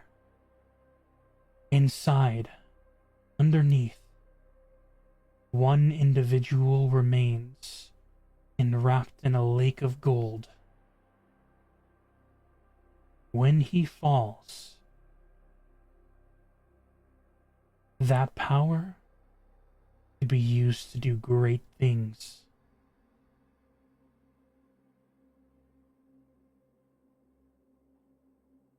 I need to get inside, and I know just how to do it. You watch as plans take place, whispers and deals being made amongst a few nobles in the Platinum Star. After pushing and tearing their way, finding a gap through some hidden paths and rocks, sneaking past some lizard folk defending the entrance. Odysseus found Platinum Star City, made deals with nobles, and laid a trap for when the day would come when Princess Delphi would arrive. Though every deal she made, there were some nobles that were slaughtered, making the plan more sketchy and fated. As Odysseus once again speaks to the entity hidden underground, deep in caverns underneath the Platinum Star City. We can't plan and get close enough. They're not letting me. Who stops you? It's the darkness. Every pawn I create, they destroy. The corrupt nobles who want power keep flaunting away and gathering attention. We only have one chance for when she arrives. I need pawns. And find those of mundane status. Civilians. Who clever. Make deals with people. And then take some new specimens. You follow the story of deals being made to some citizens with children, disguised as a simple old woman giving promises, not knowing that the deal they're making is binding, as children are taken from their places and then changed and experimented. The plan is almost done. She arrived last year, though we could not capture her. She is here. You're so close. The old ones. Know nothing. They did not know this place even exists, as would not I, if not for that hand. But there are still worries. There are adult dragons nearby. They are dangerous by myself. We need more people, more at our side. Then call upon your fallen kin. I can do that. You watch as plans in a darkened wood you have never seen before upon lycanthrope individuals still roaming lost in the woods. Some leave, some fight and get slaughtered, others submit to Odysseus. As she heads back to a kingdom lost and forgotten, looking upon the bones of ancestors before, and begins sacrificing to bring back the dead, the spirits that they hold, and begin raising an army, collecting deals from undead vampires to guard and protect an area using whatever living minions go around to scope the area for potential specimens. Guests, as she called them. To return back to the mortal realm and realize that her sewer specimens were just found. This is happening sooner than I expected, but we can still get her. Once I get to Princess Delphi, all I have to do is plant some thoughts and place and unleash her power. Untamed and unknown, she will be drawn to it, right? Who cannot be drawn to power? Power is great. You see, she has grown in her own size and strength, the magic within building with her darkened heart and twisted love for this entity. I am with you, Odysseus, and soon I will be with you as we rule. Yes, of course. First things first. The daughter of Oleander.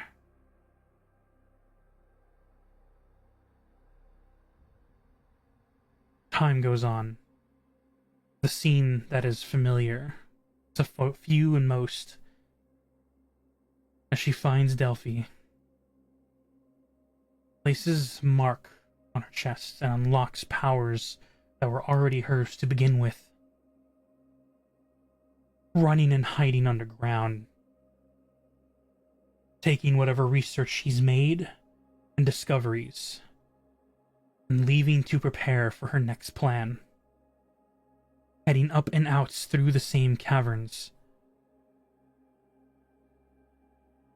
She is stopped as she hears people approaching.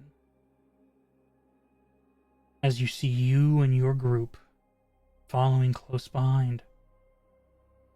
You watch the battle ensue. The death of the Gazelle Paladin. I believe I gave her the name of Gazara. That's Movesu's girlfriend.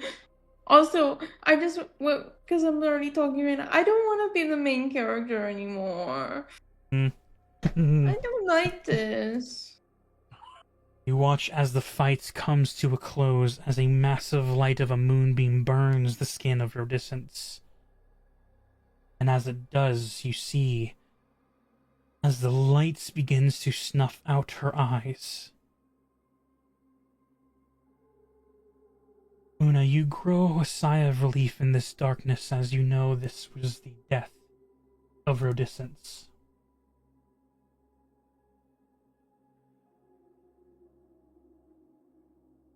Wake up.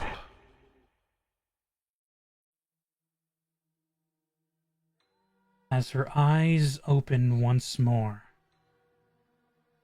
surrounded by bones of fallen lycanthropes, at an abandoned castle to the western woods of the Fey Realm. You watch as a mutated giant's body and the soul of Rodyscence still lives.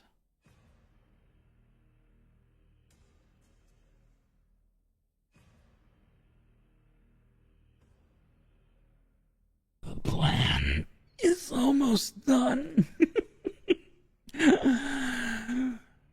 Though I lost my physical form, we still have much to do.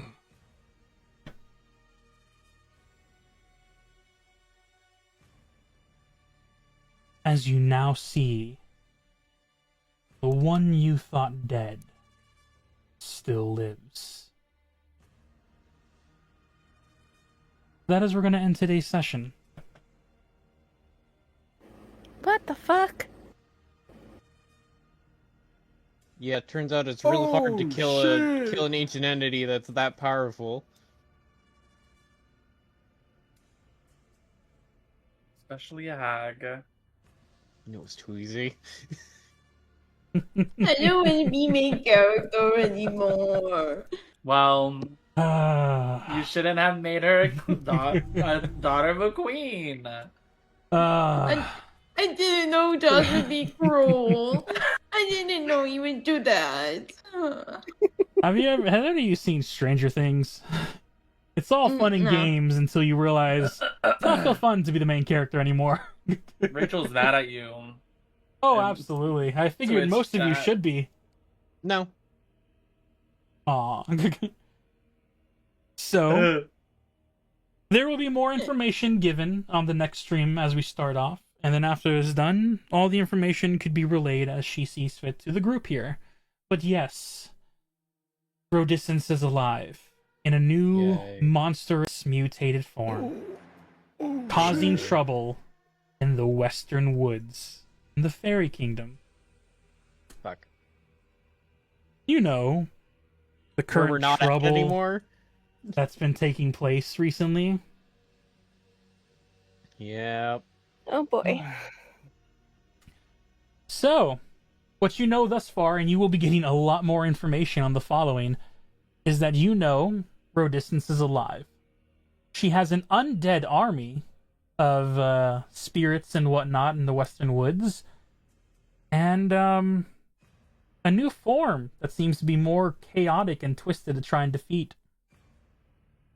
And that's only half. Because she has been planning and scheming even after your visits and departure. So, with that in mind, Before you end stream, yes, if you still have stuff planned, or unless you need more time to work it all out, I am open to extending the session. If everyone else is. I'm always down to keep going, but Right, meow. I'm pretty sure Josh is very happy with where we're at, where we're ending this. I mean, there could be a few more things, but I thought those were going to be like the hypes of the next episode. But, you know, leaving off on the fact that Rodiscence is still alive is a great ender. It is. So we're going to leave it I there. want to know more. I want to know. Can you show Let's show up me? next time. I want to know about this rat. There, he me. In the meantime, though, we'll save it for the next episode. Make sure to be here. It will be on the 17th. It'll be on the 31st, the last day of January. Be here. It'll be exciting, and we will be starting out the episode with the rest of the plans of Rodiscence and all of the cohorts that are alongside with her. Josh, your shirt is see-through. Move your hands and lean back a little. Is that your final decision? Oh, God. I've had this shirt on the whole time, and man, has it been really there. oh my god. Love this game. Ah, I love the decisions you guys make. Goes for a loop. But in the meantime, for those at home, hit the bell notification to know whenever we go live. It'll help you keep track of it. And go to our YouTube channel at That One Guy Plays. This is where I post all of our Platinum Star City episodes.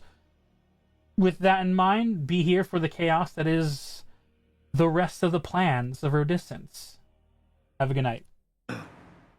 Good night.